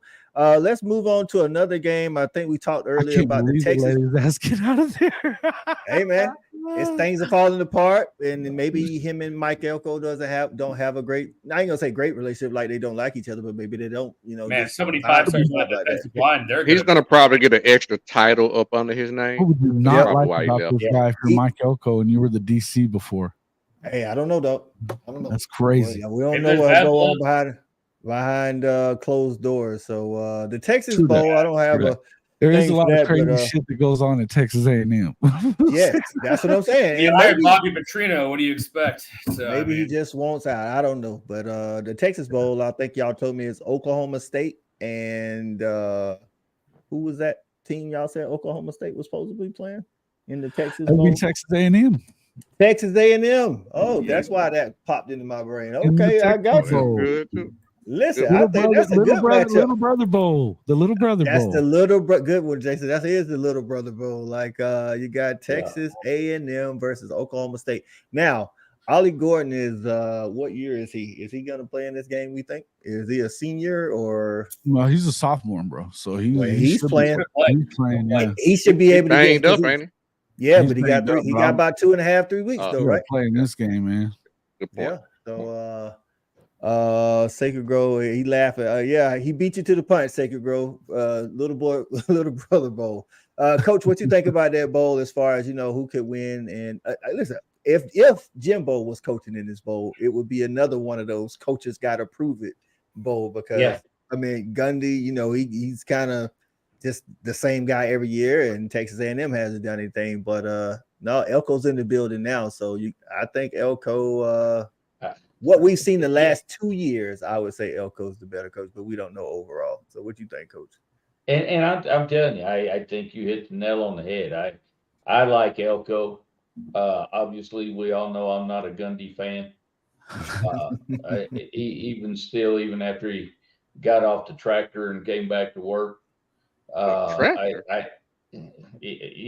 working out at his ranch or riding a bull or whatever the hell he was doing at the ranch. But he wasn't cutting his hair. I didn't know he wasn't. I think Elko's a hell of a coach, and I'm going to go with A&M. Okay. Hey, shout out to David Talks Buff, man. Covers Colorado all day, every day. Colorado alum, man, gets in on Jason's channel and says, gets the $4.99 and say, sorry about the dogs, Coach. I was rooting for 4 best teams got in. He's a happy man. All these teams are evenly matched. Dogs over FSU by 50. I appreciate that, David.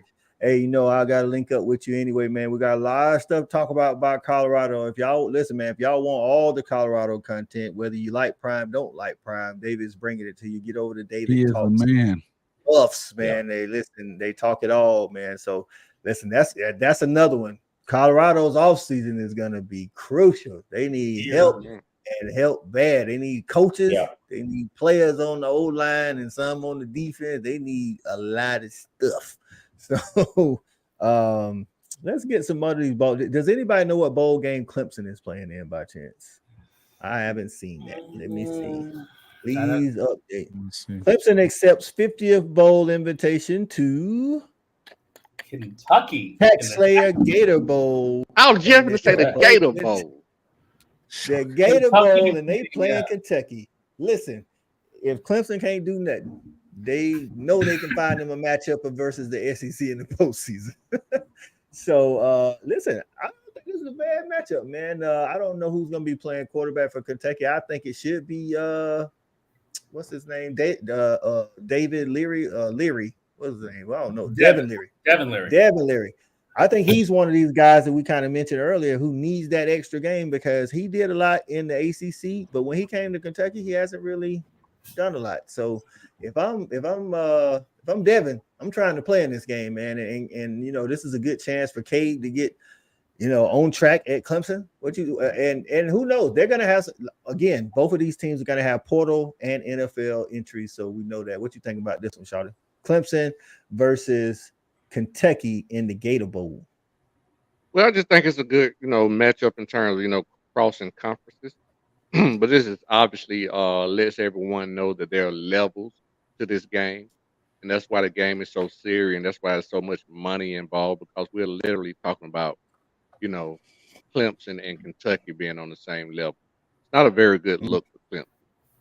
So Clemson Mm. is very important for them to win this game. You have to be able to have something to build off going into next season.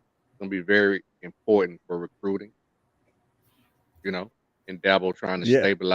stabilize this program. So, you know, it kind of sucks for Clemson. I hate to see it. You know, their run may be over with, but also if it sucks for Clemson, that means it's an opportunity for Kentucky. So hopefully Kentucky, being an SEC companion, can take advantage of this opportunity and, you know, win the game. And that's what I'm pulling for. Hey, and stat guy, our the resident South Carolina fan, he would be none the happier if Kentucky could get the win. If I'm picking who I think will You win, sure would.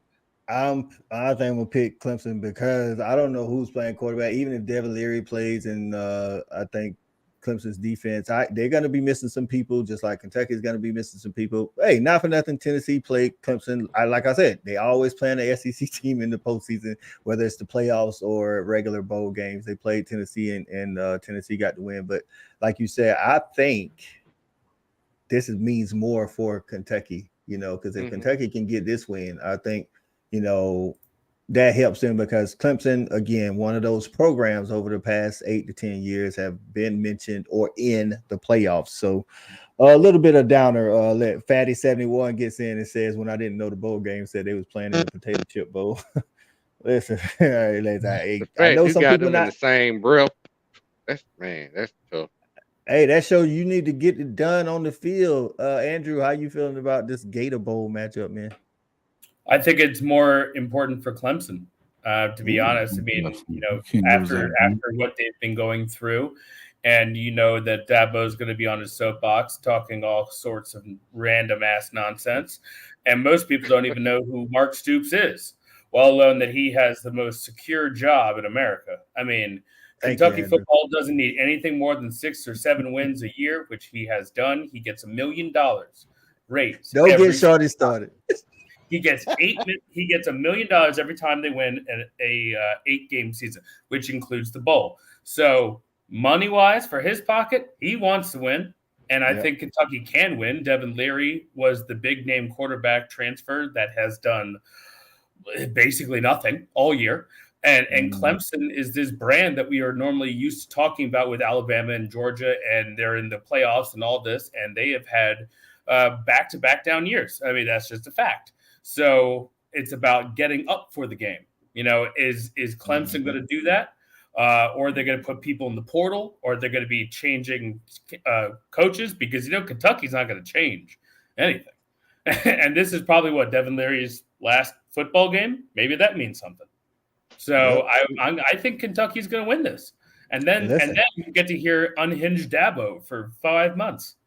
Listen, I think you had a good point though about this being important more game for him, right? For Clemson, because there's some, not a lot, but there is in the small portion of the Clemson nation that is not happy with Dabo, and this wouldn't go over well if he lost this game. So Jason, if you're a blue blood and you're listening to Dabo tell you that everything's fine and we're going to keep doing it my way, and then you lose to Kentucky in the bowl game, did you're playing Kentucky in the bowl game isn't a good thing.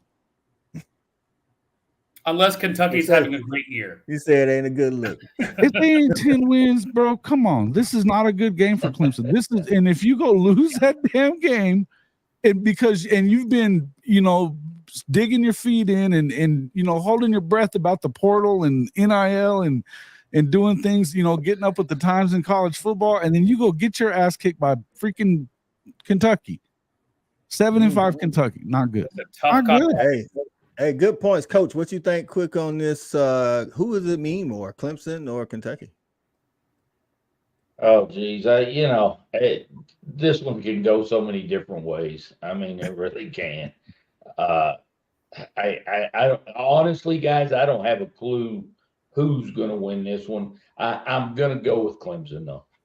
Okay, I got you. Who you thought it was more important to win though? For was Yeah, because I mean, I know we don't listen. Again, these ain't just bowl games. I'm telling you, man. Some of this can Dabo still needs to win this game. For sure. Dabo needs to win the game. It would be nice if He Mark must Stoops won. win the game. Yeah, I think yeah, you should. Yeah, I think you better.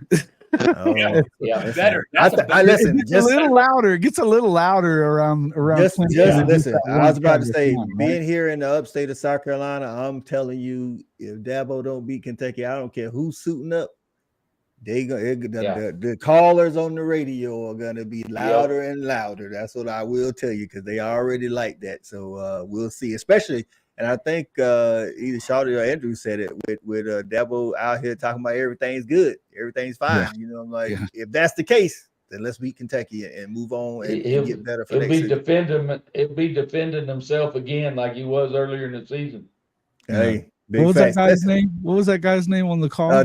Tyler from Spartanburg. Oh, listen, Tyler you, Spartanburg. hey, if Clemson loses to Kentucky, you can best believe Tyler might get another call in to He'll be the back show. online. He could get a call. Absolutely.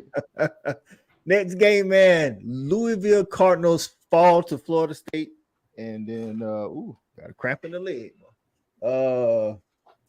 Fall to Florida State in the ACC championship, and now they're taking on Lincoln Riley and the Trojans in the Holiday Bowl. Listen, What a weird I know. game. What? Listen, hold on. The Trojans played Tulane last year. Wasn't it the Holiday Bowl or was it the Vegas Bowl? It was Cotton Bowl. It was in the Cotton Bowl. Cotton Bowl. Cotton It was Bowl. in the Cotton Bowl, and they lost. Okay, that so NY6 Bowl. Coach so listen. Coach Roybal was there. That was actually He probably there. one of the best bowls. listen. Yeah. So there's I don't think he's gonna do it, but after they kind of got to the 3-4 loss column, there was some talks about Caleb not wanting to go to whatever team was number one or whatever, and possibly coming back. If dumbest shit I've ever heard of. He's not gonna. Oh, he's gonna turn down $40 million of guaranteed money from that. Listen, man, I think that was all the play, to be honest with you. But Sure. I think this game we see what's the guy's name? Is it Malachi? Is that Malachi Nelson? But Malachi he was actually apparently in Manhattan yesterday to take a look at their soon-to-be transfer quarterback Will Howard. Yeah. Oh yeah. This would be an interesting matchup right here. I think both of these, like Jeff Brom it was his first year at Louisville, and shout out to Jeff Brom and the job that he did. He's a better coach than Lincoln. So oh my God, he wakes up better. Charlie, what you think about the Cardinals versus the Trojans, man? Man, how far the saying with how far the mighty have fallen. do I get another lap? Do I get another victory lap here for this? Yeah, shout out to Jason. Hey, you predicted it all, see. We'll give you props. Me and Shawty didn't believe you when you said they was gonna. They lose even at did least me 4 one games. better with 7-5, bro. I called 8-4. They did me one better with 7-5. Big facts. Big facts. We're starting to get to the point where these matchups is getting to the point like where really a lot of the things that we have said earlier truly matter. Like, is a Caleb Williams going to play? Mm-hmm. I would. Things like of that type of nature, right? You know what I'm saying? So the more you get into these games, the more the players typically start to matter because you don't have enough depth amongst all the rosters. So I'm gonna be honest with you. I don't know which way to go. On paper, I think the matchup looks good, especially the way USC give up points on defense and Louisville has the ability to score. But just going out on a limb, I think the program that's in a better place at this particular moment is Louisville. I just think they're structured better. They have a better, space and place in college football right now. Because USC is kind of all over the place. So I'm gonna go with Louisville just based off their stability of their program. I like that. I like that a lot. Fatty 71. The portal does officially open tomorrow. That is correct, and it's open for 2 weeks. So all of next week and the week after, and then at the 19th, if that's a Wednesday. Let me see. Hold on. Let me see what date that is. The 20th. The 20th is early signing day. So from December the 4th to, I want to say, if they go to Sunday, December the 17th, the portal is open.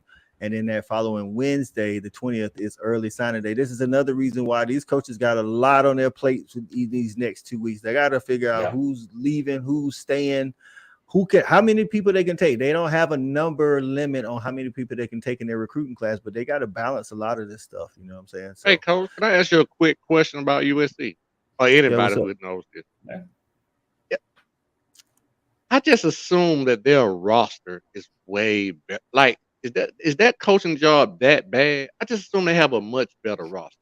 Am I wrong? I think they got a better roster on offense. I think that's always been leaking, Raleigh. I think they got some players on defense, but if you go like player for player on not their recruit ranking, but what they've actually done on the field, I think Louisville defense can go player for player with, if not better than USC's defense.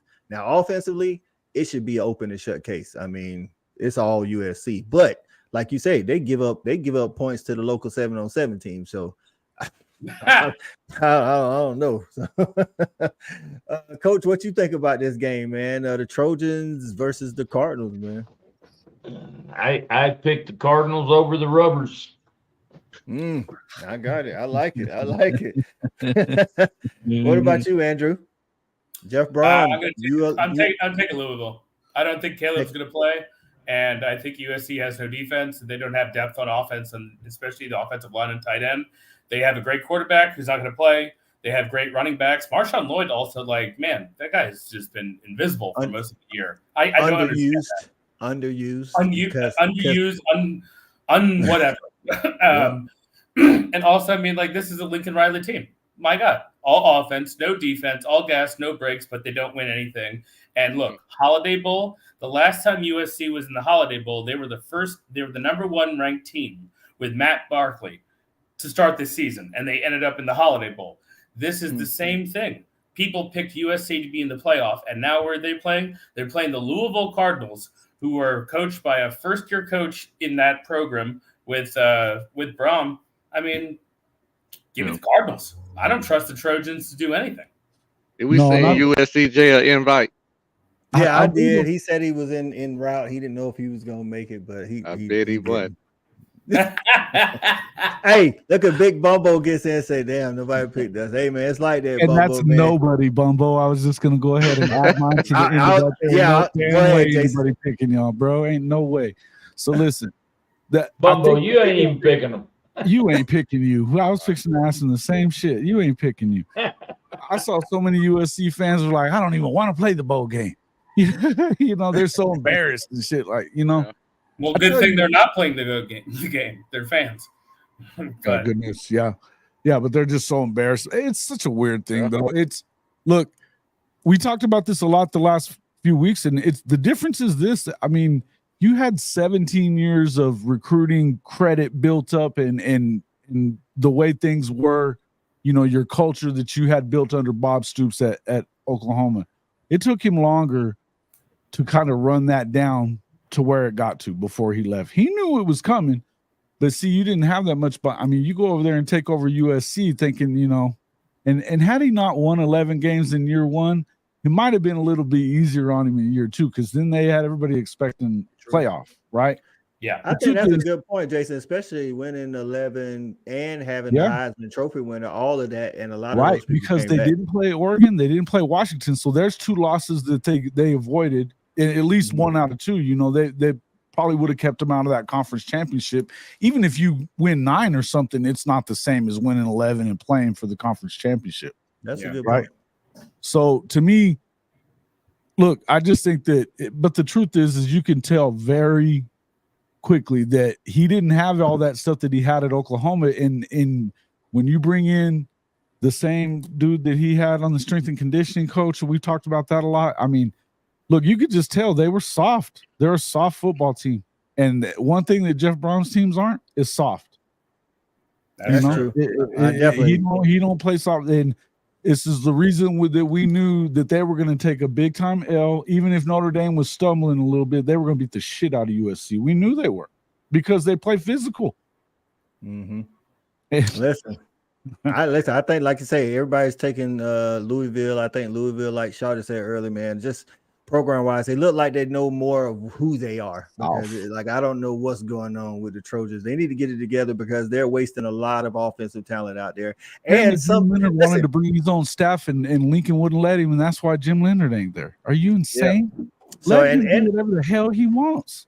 And not for nothing, there is a shout out to Sandy Gobin. Not for nothing. Lincoln Riley has some talent on the defensive side, individual talent, but they just don't utilize it well. So we'll see what comes of this Holiday Bowl. I think, again, Shawty mentioned it earlier, the committee got it right. They got an up-and-coming program, and Jeff Brom. They got who's supposed to be good program, but they're kind of on the same level in USC and the Trojans, man. So next up is NC State and K-State in the Pop-Tart Bowl. Coach, what you think about this one, man? Hey, I didn't make up the name. It's literally called I know you did. It's a first-year bowl, but it just sounds so ridiculous. It was the Cheez-It Bowl last year, I think. I thought that was the one that was the Cheez-It Bowl because Oklahoma played in it. I promise y'all, I did not make this bowl game. This is literally the name. Hey, shout out to Boom Time for getting in on Jason's channel and asking, think we make the playoffs next season, Jason? I hope so, but I'm still saying that and you know what, if they can go 9-3, then they might. You know what I mean? But I think you probably have to hit 10-2. I've been saying that the first year in the SEC could be a tough walk, man. It could be a tough walk there, especially with the schedule that they got. So I'm trying to keep my expectations tempered. Somewhere between 8-4 and 10-2 would be fine with me. I think that 2025 is the year that they really should be that team. I think that's just being honest with you. I agree with Jason on the 8-4, 10-2. I think that's the expectations. If you do less than 8-4, then you can start, kind of saying, hey, where did we go wrong type deal. But 8-4, I think nobody should be disappointed with that because you got to remember that they were gutted. They were gutted. I've said all along that Texas got the better schedule. OU got the, shit into the stick. So Boom Time, shout out to you for the super chat, man. The Pop-Tart Bowl, Jason. K-State or NC State? K-State, NC State. Mom, Dad, I've made it. I want the Pop-Tart Bowl. Hey. I think NC State gets beat here. I don't like the ACC much. I think Kansas State wins this game. Yeah. Sure. What you think on it? Yeah, Jason said K-State over NC State. How about that? Hey, surprisingly, I just thought he was going the other way because I agree with him. Okay. I think Kansas State win this game. I thought I was going to be on the island. No, I actually think I like K-State in this game too, man. I like what they're doing out there at K-State. So Jeffro Mullet gets in and says K-State is the better team. I'm in agreement. I'm not saying that NC State's a bad team. I just think in this matchup, K-State is the better team. So, I mean, we'll get to see. Andrew, what you think about the Pop-Tart Bowl, man? I know I said it again. I think it's toasted. Chris Kleiman is a great coach. He made a great leap from FCS to FBS. He's got those guys going. I mean, hey, K-State was playing for the Big 12 championship last year. And then they had that unlucky draw against Alabama of all people. But yeah, I'm gonna go with the Wildcats. I think Dorn did a great job this year with NC State, but I mean, when's the last time NC State has beaten anyone that you expected to? So go Wildcats by 3 or 4. Listen, and we talked about CU earlier when we mentioned David Toss Buff. He's saying CU to the Pop-Tart Bowl in 2024. I think, whether it's the Pop-Tart Bowl or whatever bowl you want to call it, I think that is the goal for 2024 for Colorado. I think they need to make, if we're showing improvement, you won 4 games this year, and I want to say in at least 2 of the other games you were in it with a chance to win, and you could have been bowl eligible. So the next goal, if you don't want to regress as a program, is 6-6 minimum to make it to a bowl game, and maybe it is a Pop-Tart Bowl game. So, hey, so next bowl game is Wisconsin and LSU in the ReliaQuest Bowl. I think I said that right. ReliaQuest Bowl. Right, yeah. Okay, what do you think, Andrew? Go ahead and give us your take on the Wisconsin Badgers. Luke Fickell, who came out and said that 7-year seniors, in so many words, don't quote me, but he basically said 7-year seniors shouldn't be able to play And he had a 6-year senior in his freaking quarterback room too. What the hell was that about? Because he came out and said that what are we doing here when Cam Rising was granted a 7th year of eligibility. But hey, neither here nor there. Andrew, what you think about this LSU Brian Kelly versus Luke Fickell? Listen, they matched up in 2021 years ago in Wisconsin. Cincinnati, Notre Dame. You know what I'm saying? Cincinnati, Notre Dame, when Luke Fickell was at Cincinnati and Brian Kelly was at Notre Dame. They matched up in the regular years season. ago, I believe LSU came up to Wisconsin and they lost, and that was a great LSU team. I mean, Wisconsin, it's going to take a long time for them to completely change their identity under Fickell. I mean, honestly, it was a ground and pound. You had so many different great, amazing running backs that are just going in year out. And they get a quarterback that loves passing. And they have a coach that does great passing. Brian Kelly, I mean, do we think Jaden Daniels plays? I doubt it. Yeah, this is his last year for sure. Yeah, I doubt it. Then give me Wisconsin. Unless he wants to take a victory lap or something. I don't know. He kind of seems like the guy. I don't know. These days, I guess if you're off with trying to get, you're definitely going to the draft. So maybe not. I could see maybe not. I could see him not play, but if he does play, give me LSU. If he does not play, give me Wisconsin. And I think, I mean, he's gonna go to Manhattan. He's gonna go to the Heisman ceremony. He might win. And if a Heisman caliber quarterback is going to either play or not play, that could sway the game right there. So, but give me Wisconsin because I do not believe he's going to play. I got you. Jason, what you think? Yeah, I kind of with Andrew on this one probably just because of the fact that LSU just doesn't have a defense. You know, they haven't stopped anybody yet. And so although, you know, Wisconsin's kind of had its up and down times, but that's one thing with Phil Longo and that offensive system that they've got. I could see them, you know, kind of getting in there and I mean everybody scores against them. So I mean they ought to. And if you've got now, then again, that being said, I think that LSU can still score also. I don't think that's really going to be. I think Nussmeier, he's still there. Can throw, right? I mean, he's a good ball. He can play a little bit. So, yeah. So, you know, I mean, but yeah, I'd probably go with Wisconsin too because I don't know. I just don't think much of without Jaden. I mean, they would have lost a lot of games, right? Oh yeah. I think there's a reason why he's the Heisman Trophy winner. Now, if he plays, yeah, it's LSU, but I don't see him playing. I don't see him playing. I got you, Coach. What you think about this, man? Your former coach versus Luke Fickell. Yeah, I take Wisconsin. I don't think that LSU's quarterback plays, and I think it's Wisconsin. I got you, Shawty. What you got on this one? Wow, again, man. How far the mighty have fallen. We're talking about a team that has a Heisman Trophy candidate. Yep. Playing in what bowl is this? The Relia Quest Bowl. On Shawty Fast Transport. That's the name of my business. I might as well be sponsoring it. So, you know, I'm just joking.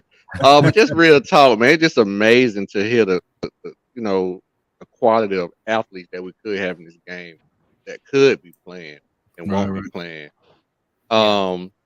Just the expectation that we have ahead on some of these teams, man, it's just amazing to see how the cookie has crumbled. With that all being said, man, LSU was a CFP, you know, dark horse, right? Listen, this is one of the reasons why I think preseason rankings are overrated, and I know you shouldn't even think about rankings until the 7th week of the season where everybody's played half of their game. LSU was a top 10 team. LSU was a top 10 team, and we talked about Clemson earlier. Clemson was a top 10 team coming into the first week of the season.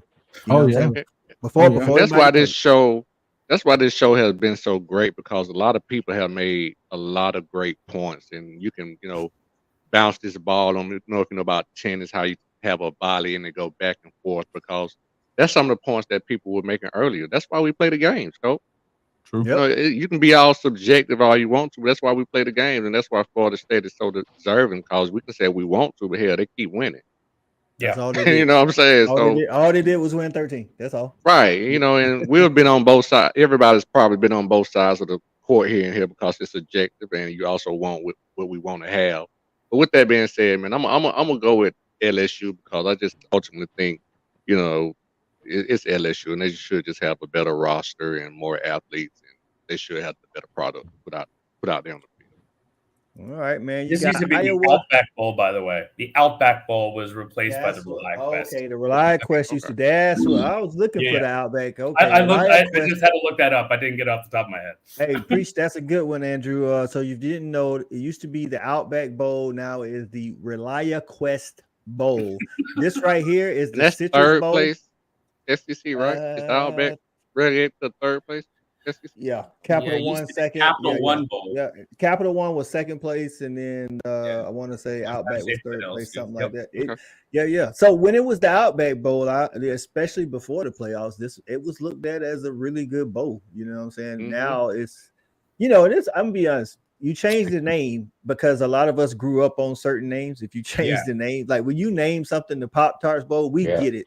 You're naming it based on the sponsor, but when you name it the Pop-Tart Bowl, we automatically snicker because previously probably looked at some of the lesser bowls and called them a Pop-Tart Bowl because we're saying that it's a soft, you know what I'm saying? But like, come on, NCAA, help us out, dog. Don't write the jokes for us now. We need some better sponsors, you know what I'm saying? So January 3rd, Charlotte Fast Transport Bowl. I got right.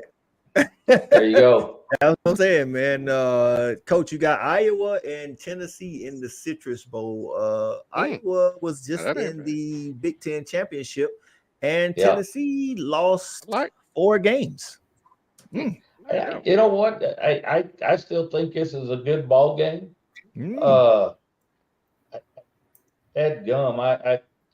Iowa played pretty well throughout the season, but I'm gonna go with Tennessee. Okay. And by the way, one other thing, that gummit Shotty, those damn glasses have had me mesmerized this whole time today. Hey, listen, you got Iowa. I just keep looking at Shotty. Hey, listen, you got Iowa who has a really good defense but can't score, and then you got Tennessee who supposedly has this offense that's really good. So we're gonna see. Again, people will be missing, but you'll get a early look, Jason, at what they might look like. Who you got in the Citrus Bowl? Yeah, I'm probably gonna have to go with Tennessee, probably on that one too. Just because they can score at least a touchdown. Yeah, just a touchdown. You know what I'm saying? All right, Andrew, Iowa or Tennessee? 7 points will do. 7 points. Can Tennessee score 10 points? 7 points? 8 points? They can at least score 10. All right, Tennessee. Iowa offense is not safe for work. It's the worst. It should be banned. It should be on how they had games on the CW this year. This should only be games on radio. Like, they shouldn't even be allowed to be on a television. So go Tennessee, go Vols, win the game, because all you have to do is score. Hey, there's a job for Lincoln Riley. Andrew's cooking today right now. He's cooking. He's been cooking on all of them, bro. Hey, there's the job for Lincoln Riley, guys. Oh no, I would rather just quit. I'd rather be the coach of the Chicago Bears or the Los Angeles Chargers. Just call it a day. There you go, man. So listen, Citrus Bowl used to mean a lot, but you can't spell citrus without UT, according to one Mr. Steve Spurrier, the legendary. That was the Spurrier line right there. It was. You man. cannot spell citrus without UT. No matter who's sponsoring it, you can't spell citrus without UT. Listen, man, we've gone for 2 hours and talked about all the bowl games, opinions left and right about the top 4 and the New Year's 6. We appreciate everybody getting in, man. There's a lot of conversations still to be had. Bowl season is a long season, and the next couple of days, actually 2 weeks, the portal is about to be on fuego. So make sure you're paying attention to your favorite team. Don't get mad when these guys hit the portal, man. Sometimes their decision, and sometimes it's the coach's decision. So don't just be like, oh, I can't believe they left us. Like, sometimes the coach had to talk with that dude and say, hey, man, it might be better for your career if you go find somewhere else, because here you may not play. So, hey, take that all in stride and know there's a lot of things that go into these guys hitting the portal, man. And at the end of the day, they're trying to find the best solution for everybody, man. Hey, thanks to my panel of all-stars, man. Start with Shawty, man. Tell them where they can find you at, dope. Oh yeah, man. You can find me on Just My Own Damn Opinion on Wednesday nights at 9:30. I always say opinions are like assholes, and guess what? I got one too. You can also find me on Respect the Hedges on Tuesday night at 8 o'clock. And believe it or not, I always say Jason gave me a spot on the sofa. I always have my book bag. You can catch me on Hall of Fame Network sometime with them in the comments on the show with Jason on Hall of Fame Network. That's it, Every man. Y'all time make he sure y'all wants to get be out on. there. Oh, and Coach, I ain't get my opinion on the Mississippi game, but it's all good. Oh, The my last bad. game we bro. did. Oh, you It's talking all about good. the Tennessee game? Yeah. It's Go all ahead. good. Hey, before we go ahead and give your opinion on it. I swear to Nah, God, I'll just tease. It's all good, man. You know, I just only reason I said it because I think I might be in the opposite of the whole panel. Oh, we need to The hear other it then. We games, need to hear that. yeah, the other games had kind of lost me for a little while, but this game pulled me back in. I really think this game is very intriguing. And I Because really of the think defense offense matchup. yes. Okay, Yes. I got you. I love this matchup. I actually like this matchup. Like I said, the last 3-4 games, I was like, whatever. But I like this one. And I really think I will have a shot to win it. Hey, they got the defense to do it. The thing is, can they move the ball? And I don't think it's just because they've been playing good defenses all year. I just think their offense is just that inept. But you might be right. Who knows? Maybe they get a pick 6 and score 7 and get good field position and get a couple of field. I just like the matchup for sure. Yeah. So hey, good points, man. Good points. Jason from Hall of Fame College Football, man. Tell them where they can find you at. You can find me right here on Fanatic Sports quite often. We're gonna be doing a lot of work together. I think we've been talking about some cool stuff for the next year that I'm excited to get there with. Of course, you can find the coach and me every Tuesday night at 8:30 right here at CFB-pod on YouTube. That is our live stream that we do every Tuesday. Also, then you can always find us HOFmedia.us or on Twitter at JW_HOF. And yeah, man, it's we got a lot of stuff coming up. The portal is going to be popping. It's Flipmas. Get ready for some flips. As far as getting ready to be, it's Flipmas time. So we're gonna a lot to talk about. You know, we're gonna see kind of what happens. I've heard about a really cool flip for Oklahoma. If it goes through, like my buddy says it's going to, that's going to be really good. But in the end, I think, like I was saying, I'm excited about what's coming up. It's going to be a good bowl game, and yeah, good playoff. We're going to have fun with all of it, I think. That's right, man. And you can find Coach Roy Ball over there at the Hall of Fame College Football. Any closing words, Coach? Any closing words for us? No, I'm excited about the bowl game season. You know, a little disappointed about the top 4, but it is what it is. We can't change that. And just looking forward to a great bowl season and seeing how well Notre Dame can play with their 2 receivers we have left since everybody's jumping in the portal.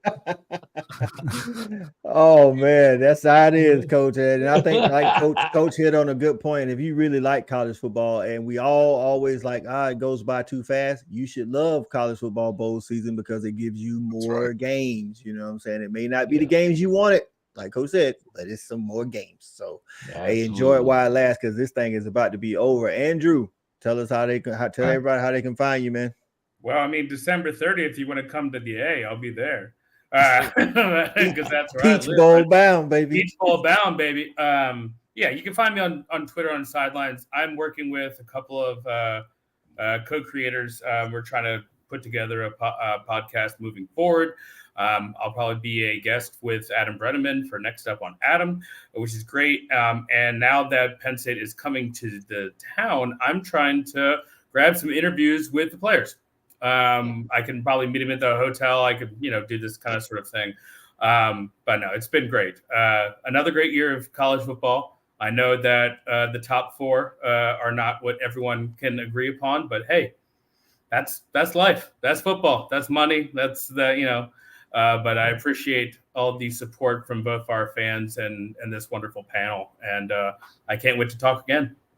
That's right, man. Listen, and before we get out of here, the reason why I hadn't had it, because it hadn't updated, but I just see El Paso Times is reporting Oregon State to face Notre Dame in the Tony the Tiger Bowl.